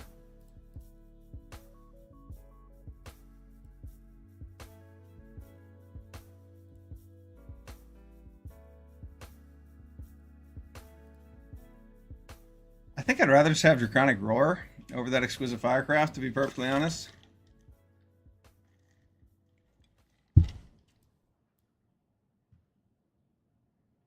Double red looks restrictive.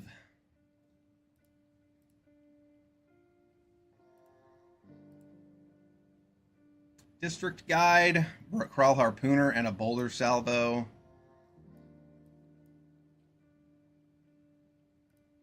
Another Heart Piercer Manticore over this Wild Slash.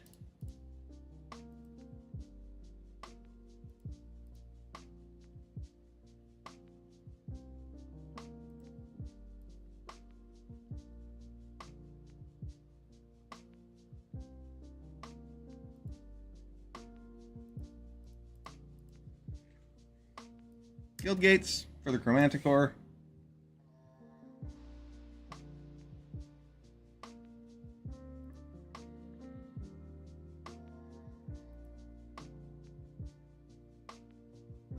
Fall of the Hammer over an Ordeal of Perforos or a Gnarlback Rhino.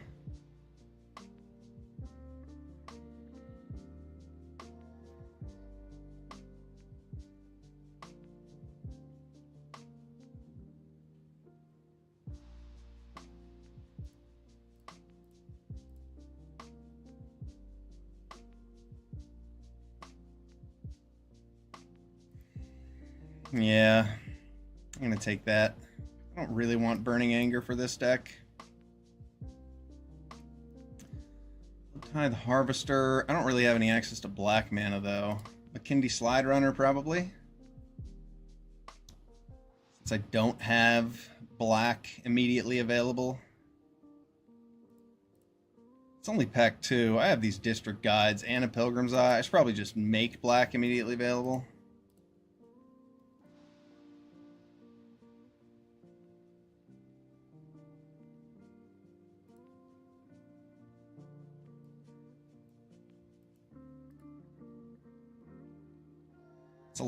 That's a lot of colors.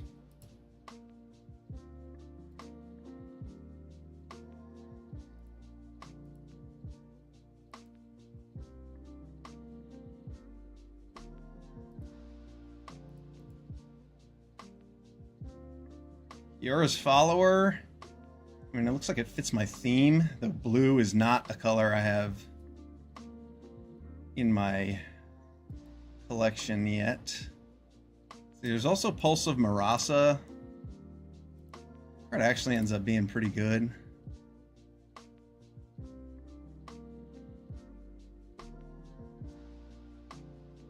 I mean, 6 life is a lot. That's a way to win races easily. Leaf Crown Dryad here. Over a Rimrock Knight.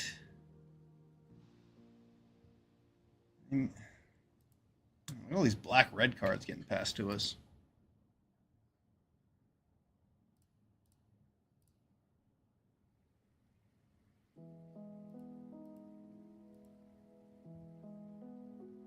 I really want to leave Crown Dryad over this Rimrock Knight. Yeah, I think so. I think I should move towards red. If that's what I'm getting pushed into, I don't necessarily need to play all these other colors. It's not early in the draft at all, but I have enough depth in red that I can just pick another color and roll with it.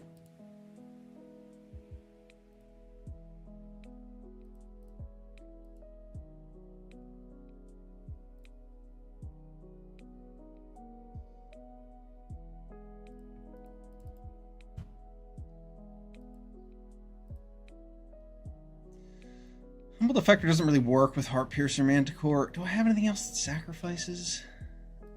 It's going in anyway. So I can pick something up. Gnarlback Rhino on the wheel? That's pretty big. I like that. Okay, so it looks like some sort of Jund deck. I don't necessarily need to try and play Chromanticore.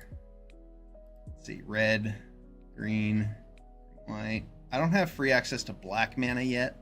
Otherwise, I mean, with 2 District Guides and a Pilgrim's Eye, I might be able to fit it in.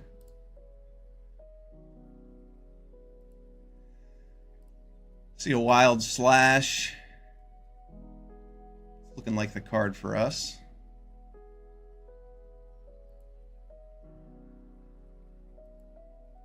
Dreadbore over Draconic Roar, probably.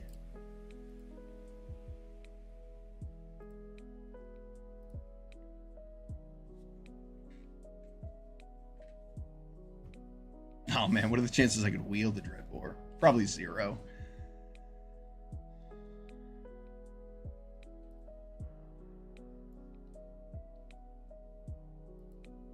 Another Dreadbore.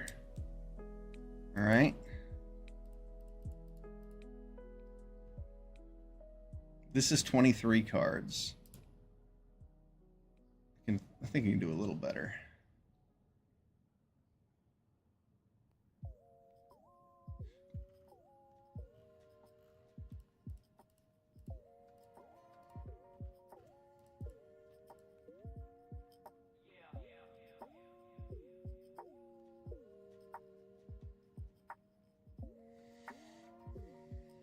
If I could get 2 free black sources and 1 more free blue source, I can make it fit. But as it stands, I don't think it really has a place in here.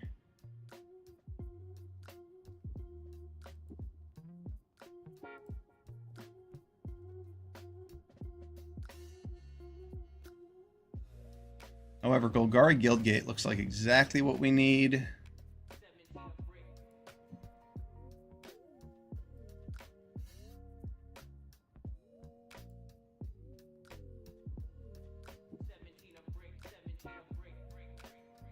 Looking a little bit closer to that Romanticore.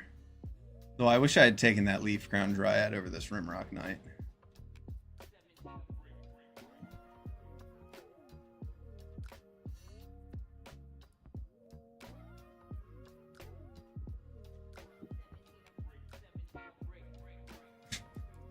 Actually going to try to make Chromanticore work.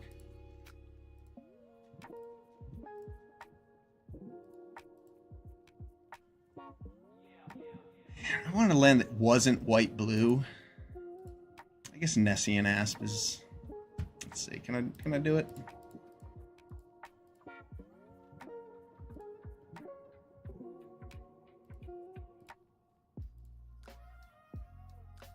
Black, 2 blue. I kind of can do it.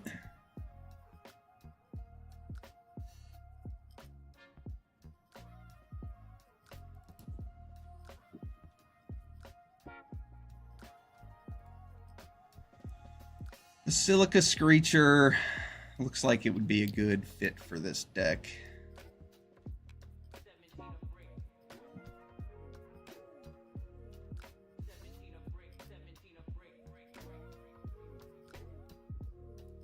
Oh wait, maybe I don't play the gates and I just play a few basics for these to search for. Oh, well now I have a reason to play gates. Pick 8 Gate Colossus?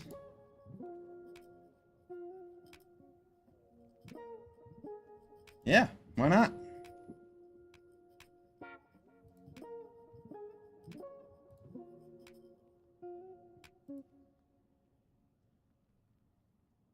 Halo Scarab helps accomplish our goal pretty well.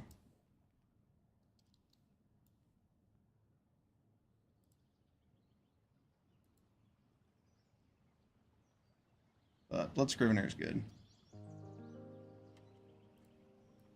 Wow, look at all these Jeskai cards. Ooh, we wield a Leaf Crown Dryad.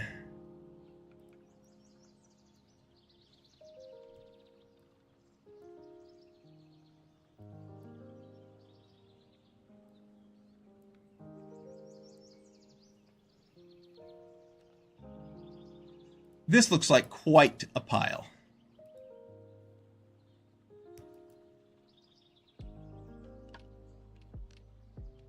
I would have been harder into gates if I had taken that woodland guy first, but Heartpiercer Manticore looks pretty good in this deck.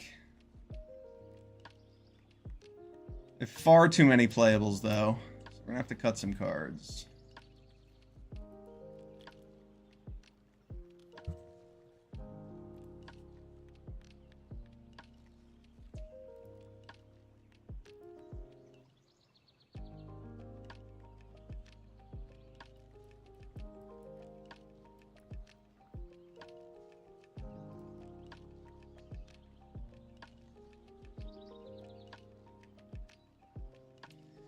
I kind of want Furious Rise in this because I have like 9 creatures with 4 more power.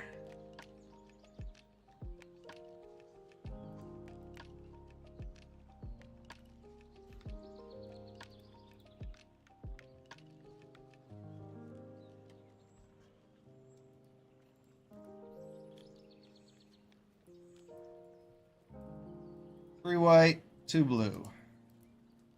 4 blue, 5 white. Yeah. Pilgrim's Eye cannot find the lands I need here, but 1, 2, 3, 4, 5, 6 blue. Say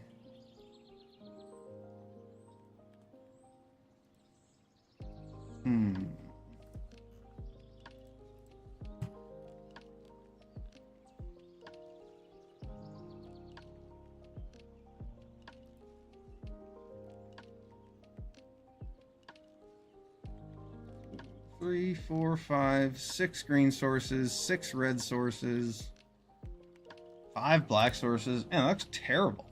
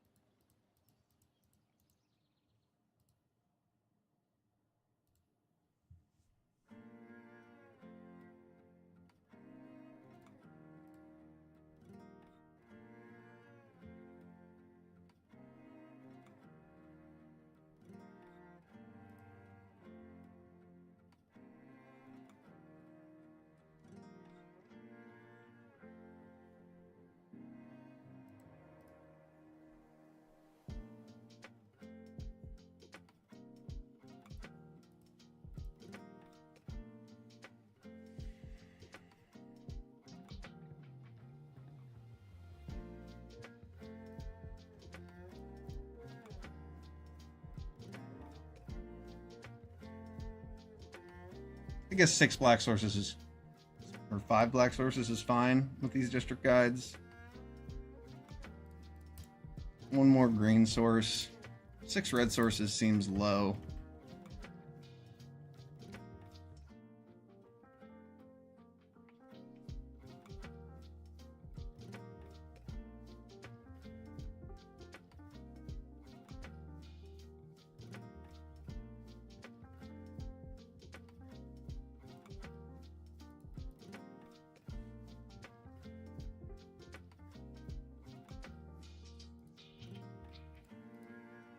All right, now I need to add 1 card.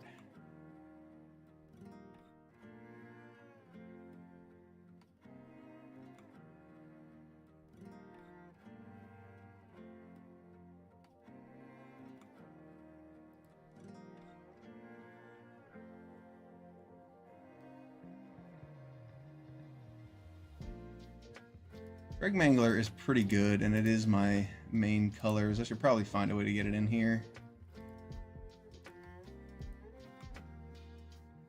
It doesn't have 4 power for Furious Rise.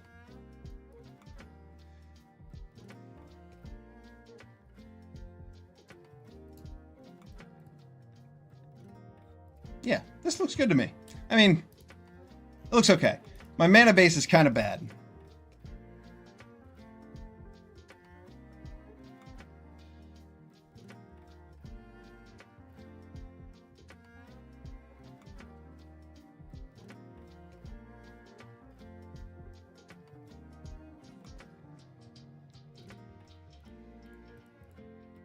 Yeah, but I don't want to cut a gate.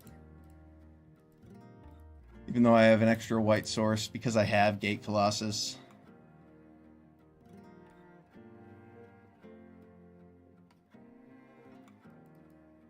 What's this deck look like if I don't do that, though?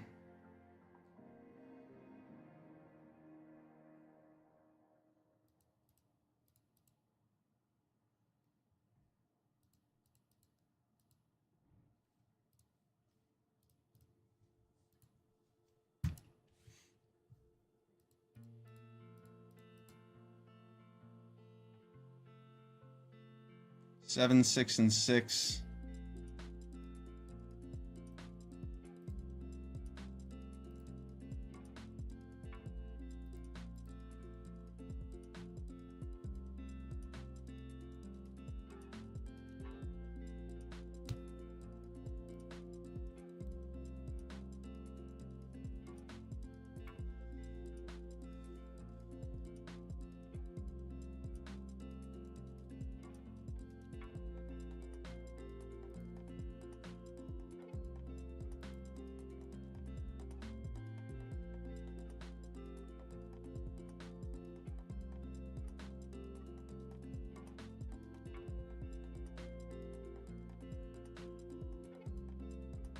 This looks pretty solid.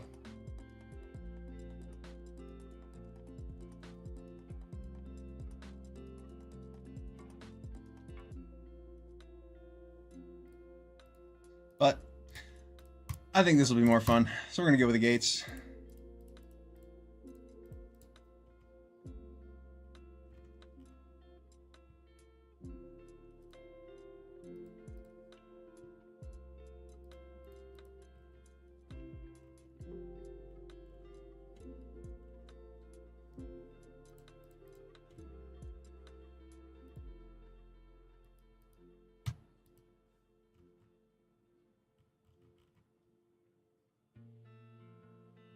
All right.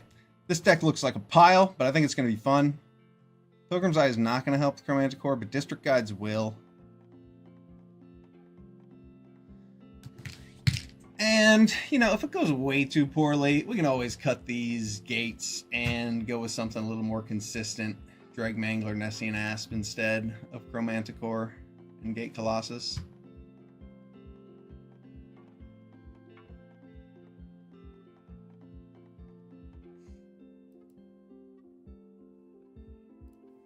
Let's run it.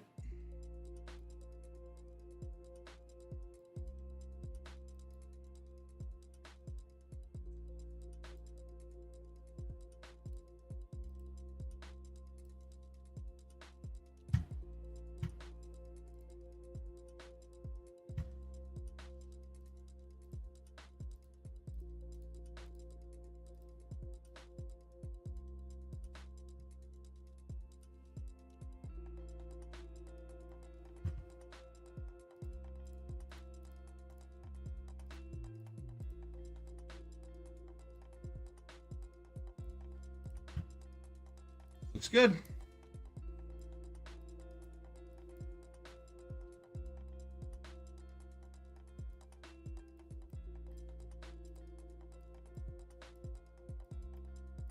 Not drawing a third land would be unfortunate. Low odds, but definitely not out of possibility.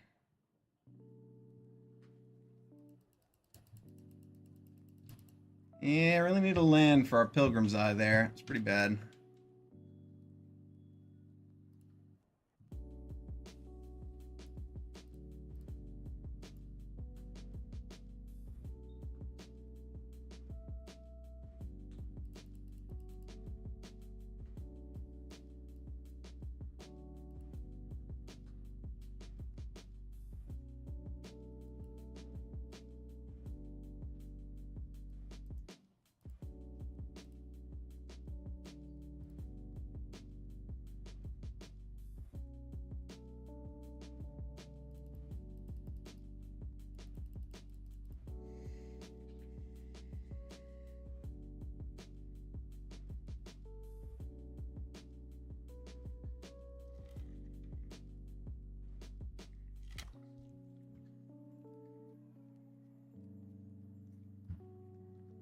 Note, Thunderclap Wyvern on a +1 countered Cloudfin Raptor does not add a counter.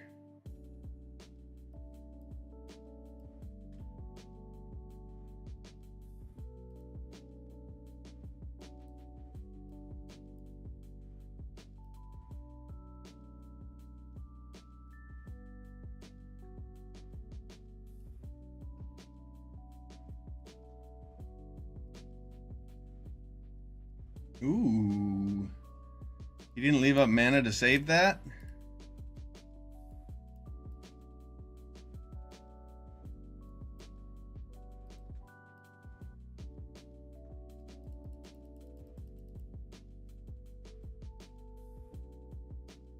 Next turn I can play both of these.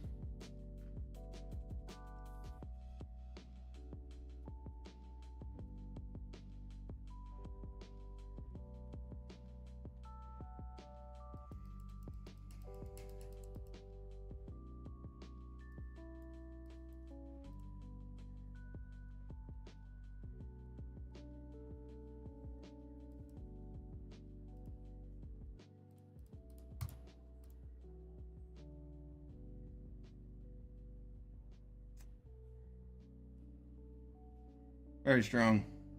Oh, he sacrificed the Cloudfin Raptor instead of his own sorcerer? That was interesting.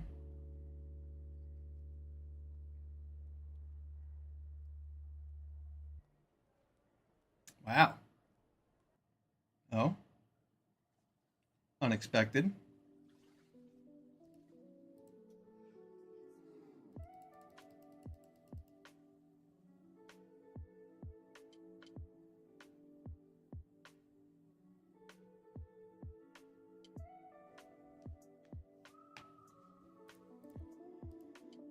Take that trade.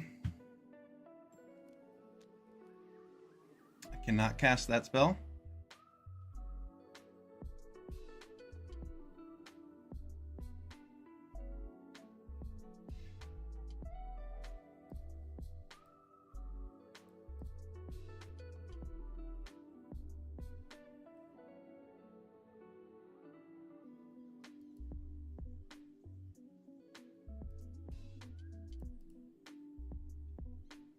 I could have boulder salvoed that and gotten in for 2, but it didn't feel like the right move, and I'm glad that I didn't.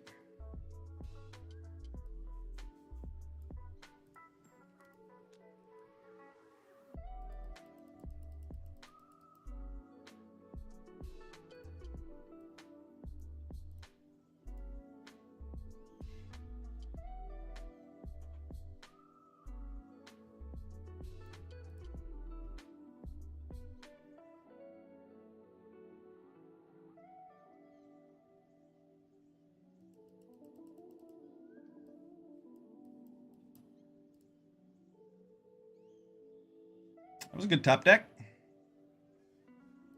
Good game.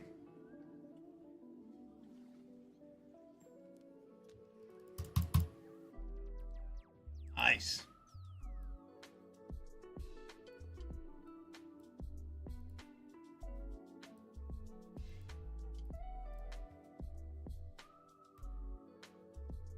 Five-color Jund. Jund Splash Chromanticore.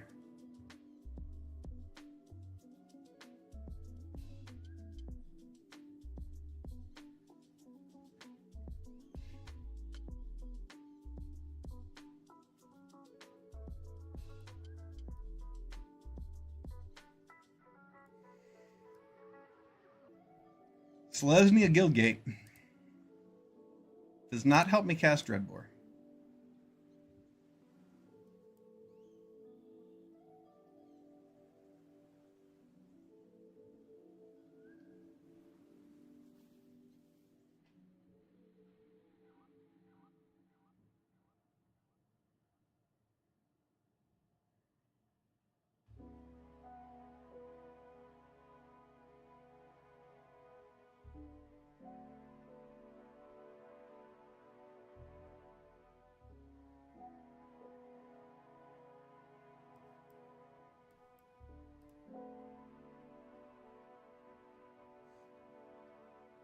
It looks like my opponent considered playing some kind of pump spell or aura on the hero and then decided against it.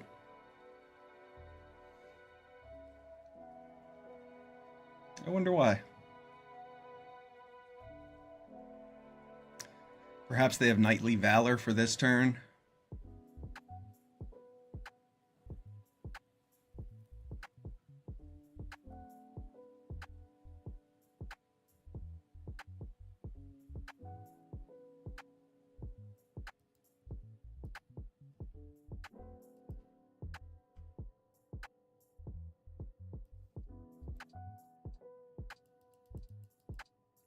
I think I'm just going to kill this.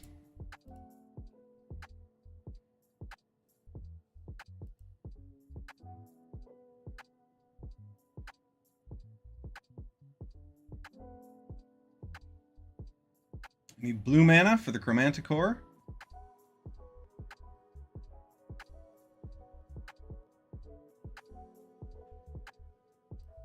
Only spells, it says. I'm going to get a Dimir Guildgate.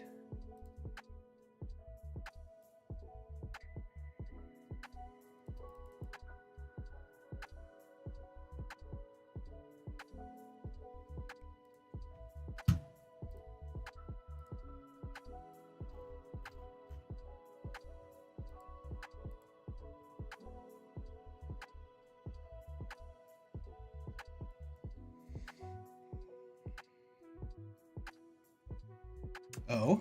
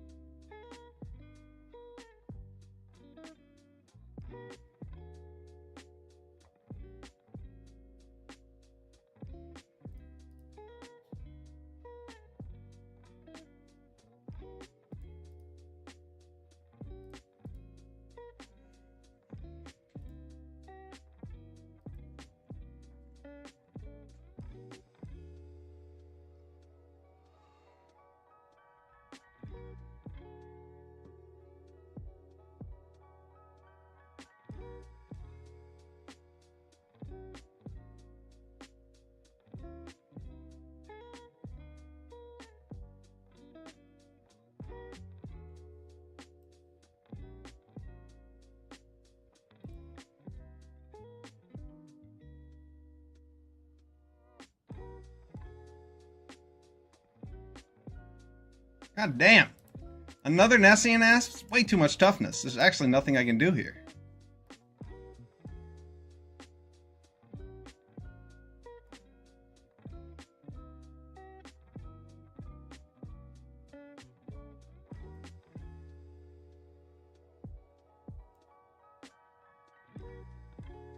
Because it gets to just pump up the one I don't block.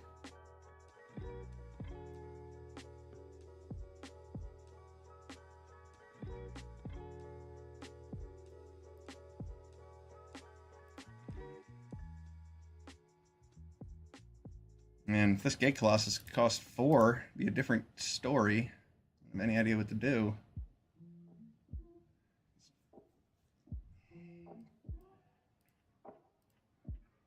I guess I just Dreadbore one and jump block.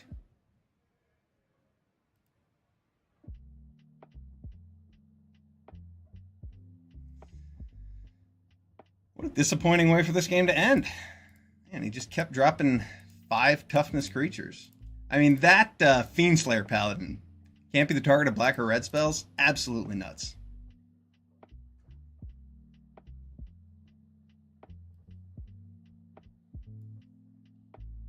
It's actually quite good.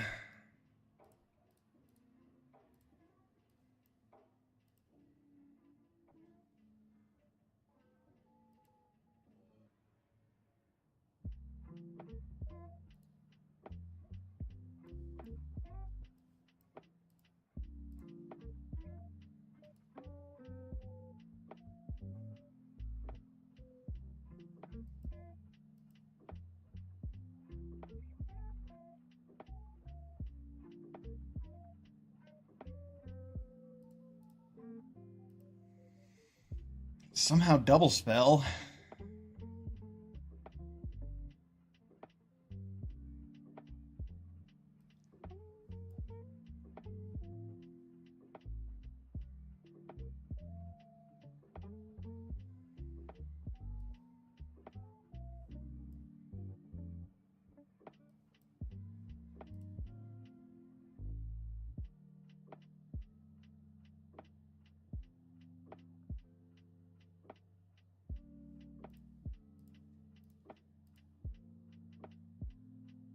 Oh, this is boring.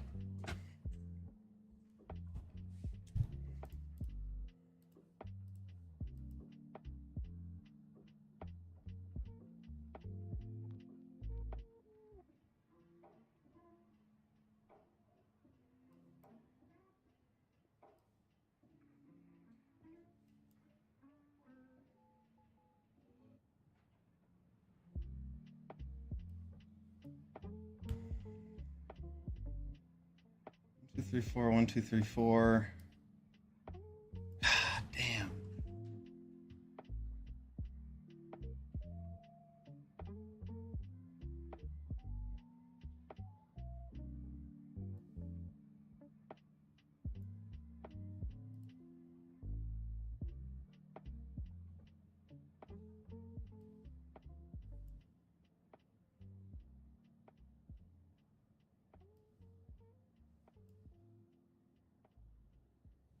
What is in my deck that I could possibly deal with this Nessian Asp with? 8, 9. Such an annoying stat line. Can't do anything about it.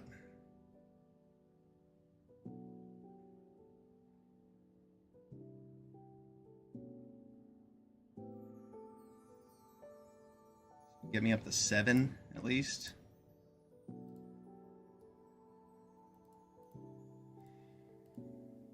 So boring. That Fiendslayer Paladin getting you down to 3 was the end of the game. If I had top decked a 7th land, maybe. That was boring.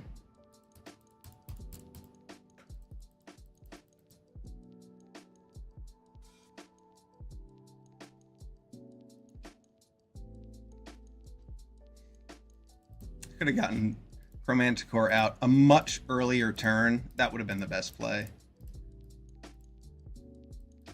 Because he was light on removal, and I just needed to have my lifelinker in play to stabilize, but he just made me block with all my creatures, and there was nothing I could do.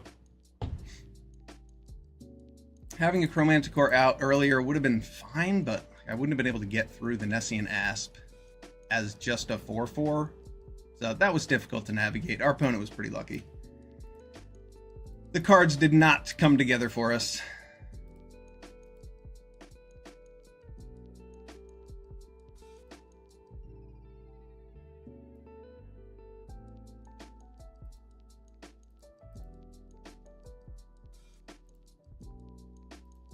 And 12 turns. Should be able to win any game that goes 12 turns.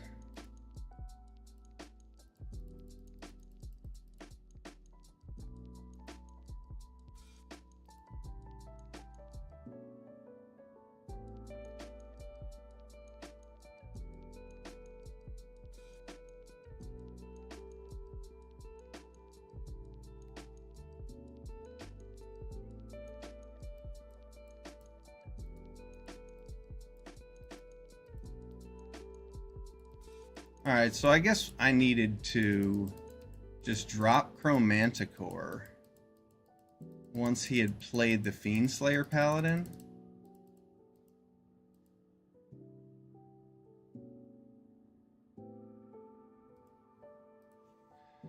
I don't know. No black mana in this hand. I have red mana. I have a couple lands. I'm tempted to keep this.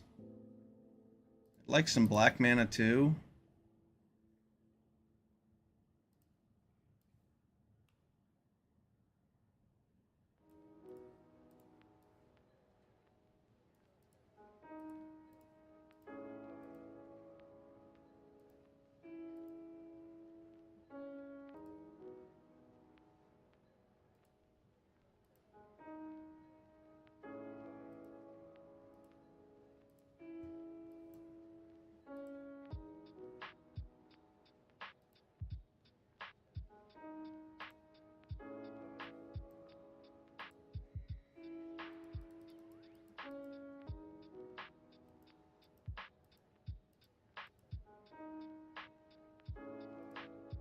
So I should have chump blocked the...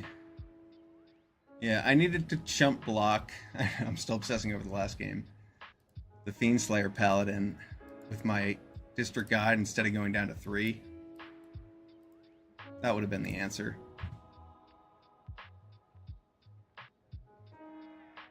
Because then I could have just traded with the Boon Satyr instead of eventually chumping off. Yeah. Oh well. Oh well. Can't play them all right. And I did not play that right.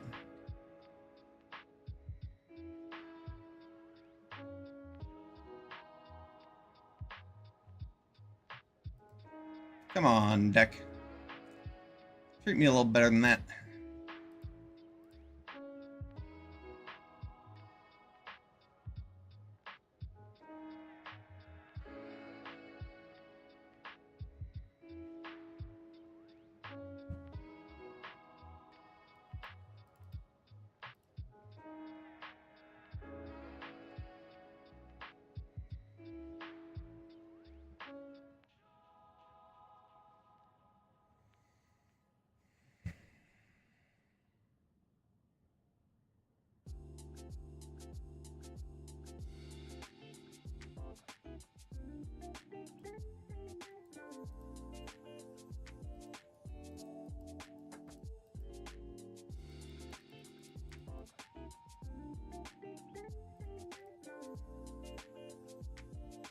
Oh god, I'm so tired of Nessian Asp.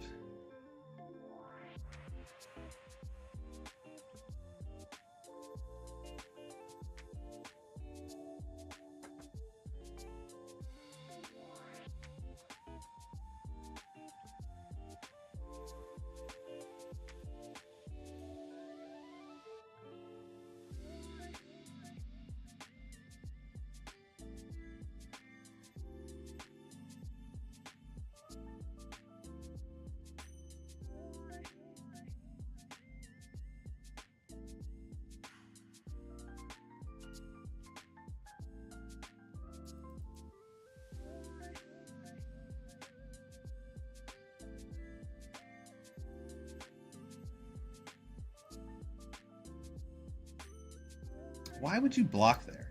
It's such a bad play. I know my bluff wasn't great, but that was such a bad play from him.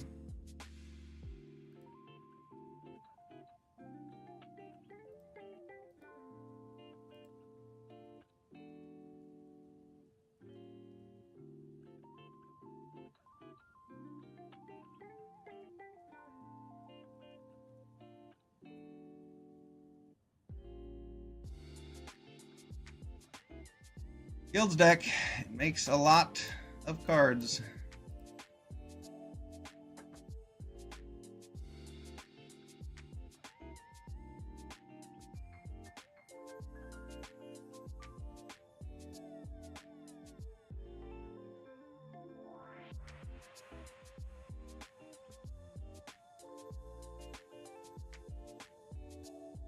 No problem.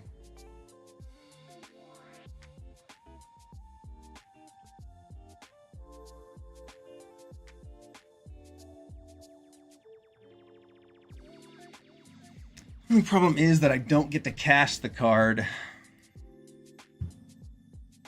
that I exiled with Furious Rise. So instead,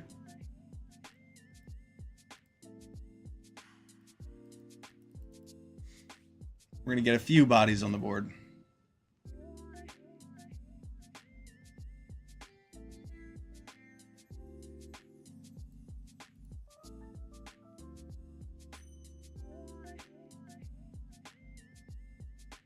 Hexproof and Indestructible on the Fleece Mane Lion.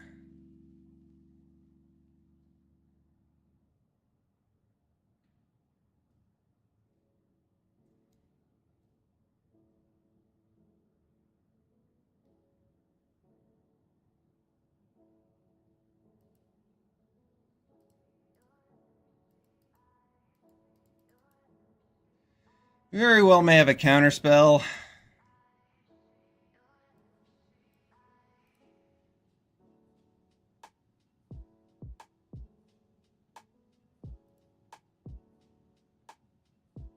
No counterspell.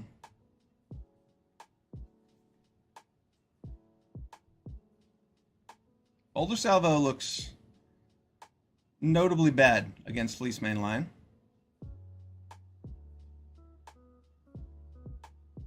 Oof.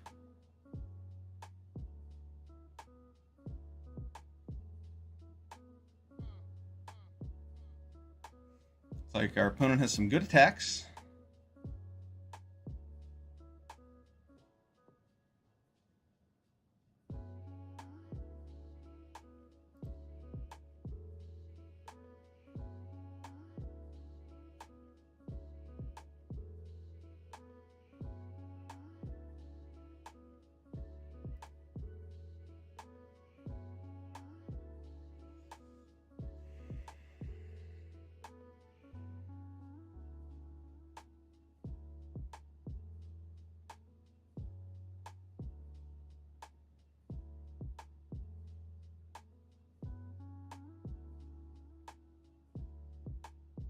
You must have some kind of answer for the Gate Colossus. Or a way to gain life. There it is. You just needed to gain life to win this game.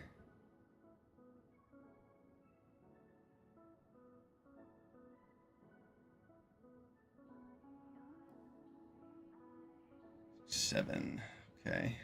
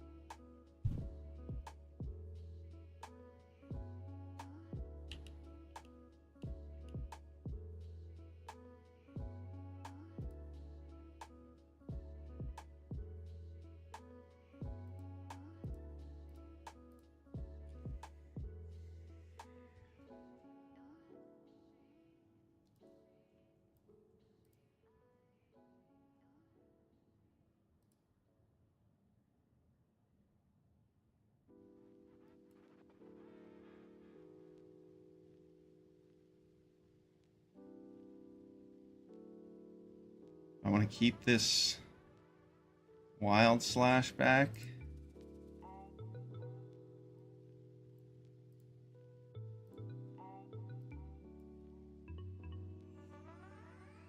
I don't think I do. I think I'd rather just get the life. He has 2 removal spells, then I'm dead.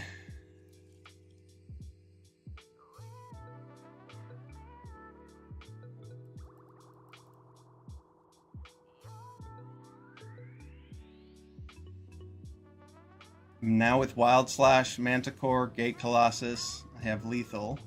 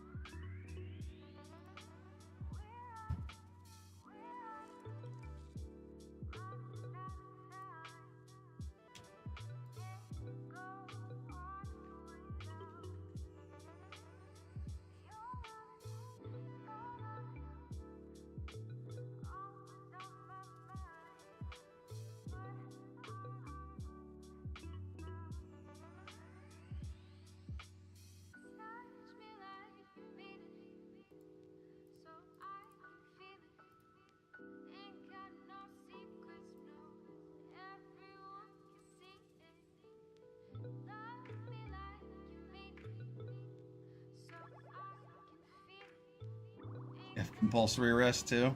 Oh, dang.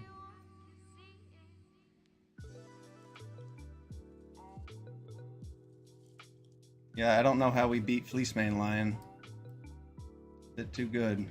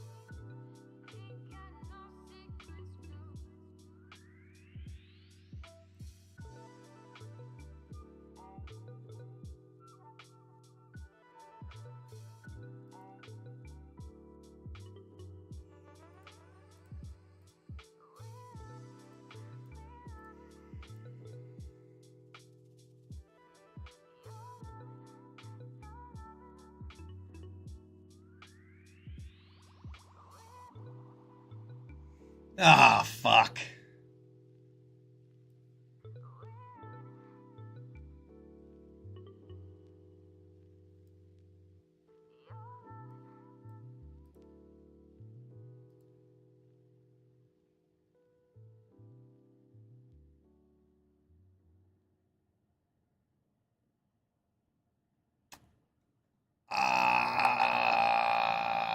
I mean, that's like as good as it possibly gets.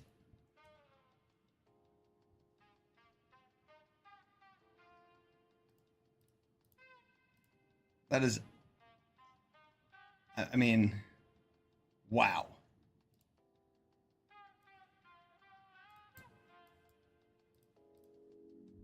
Do we actually get to pull this off? It's like he's got some tricks.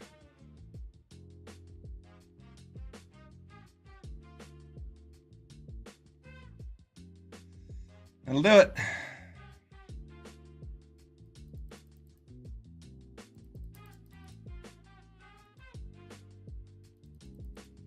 I did not have very much fun in that match, but it was fun.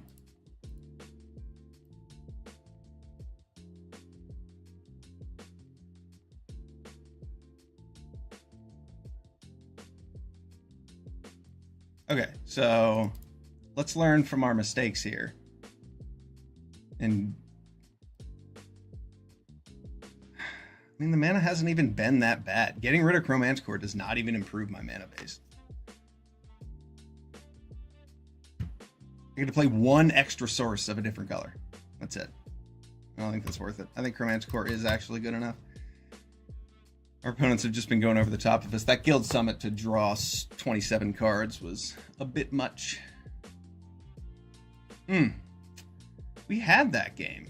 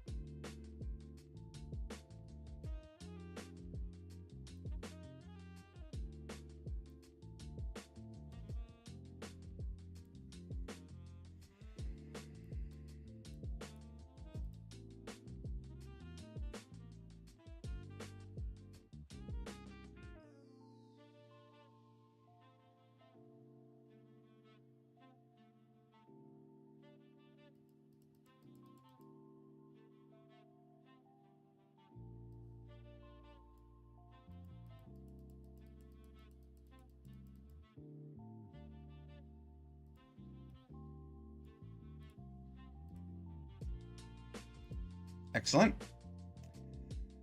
Having removal in response to that was essential.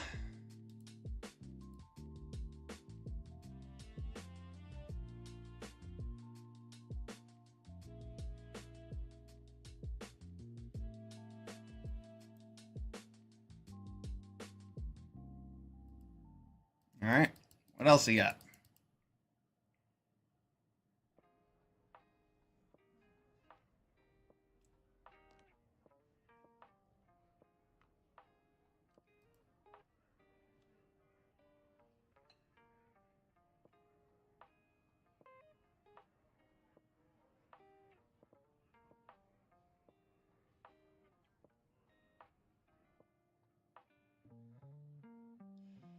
Man, my opponents are going off, and I am sitting here with nothing to do.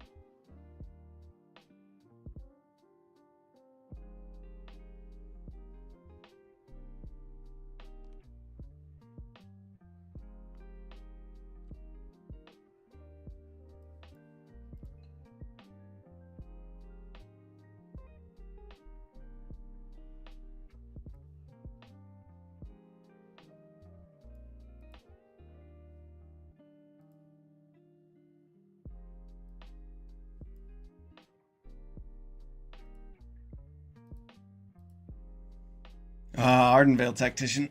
Nice.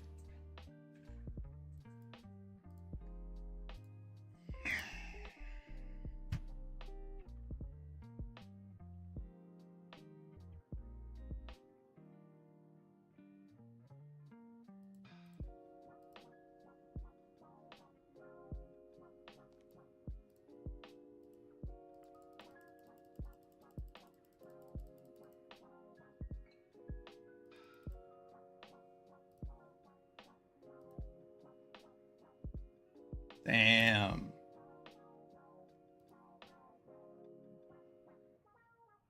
That's wild.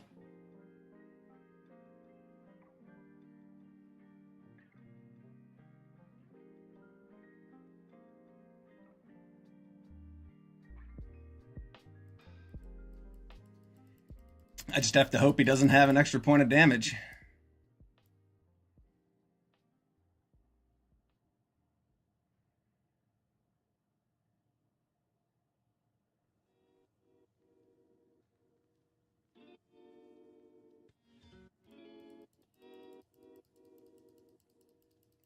What did he top deck? What a fucking joke. Alright. Well, that was an experience.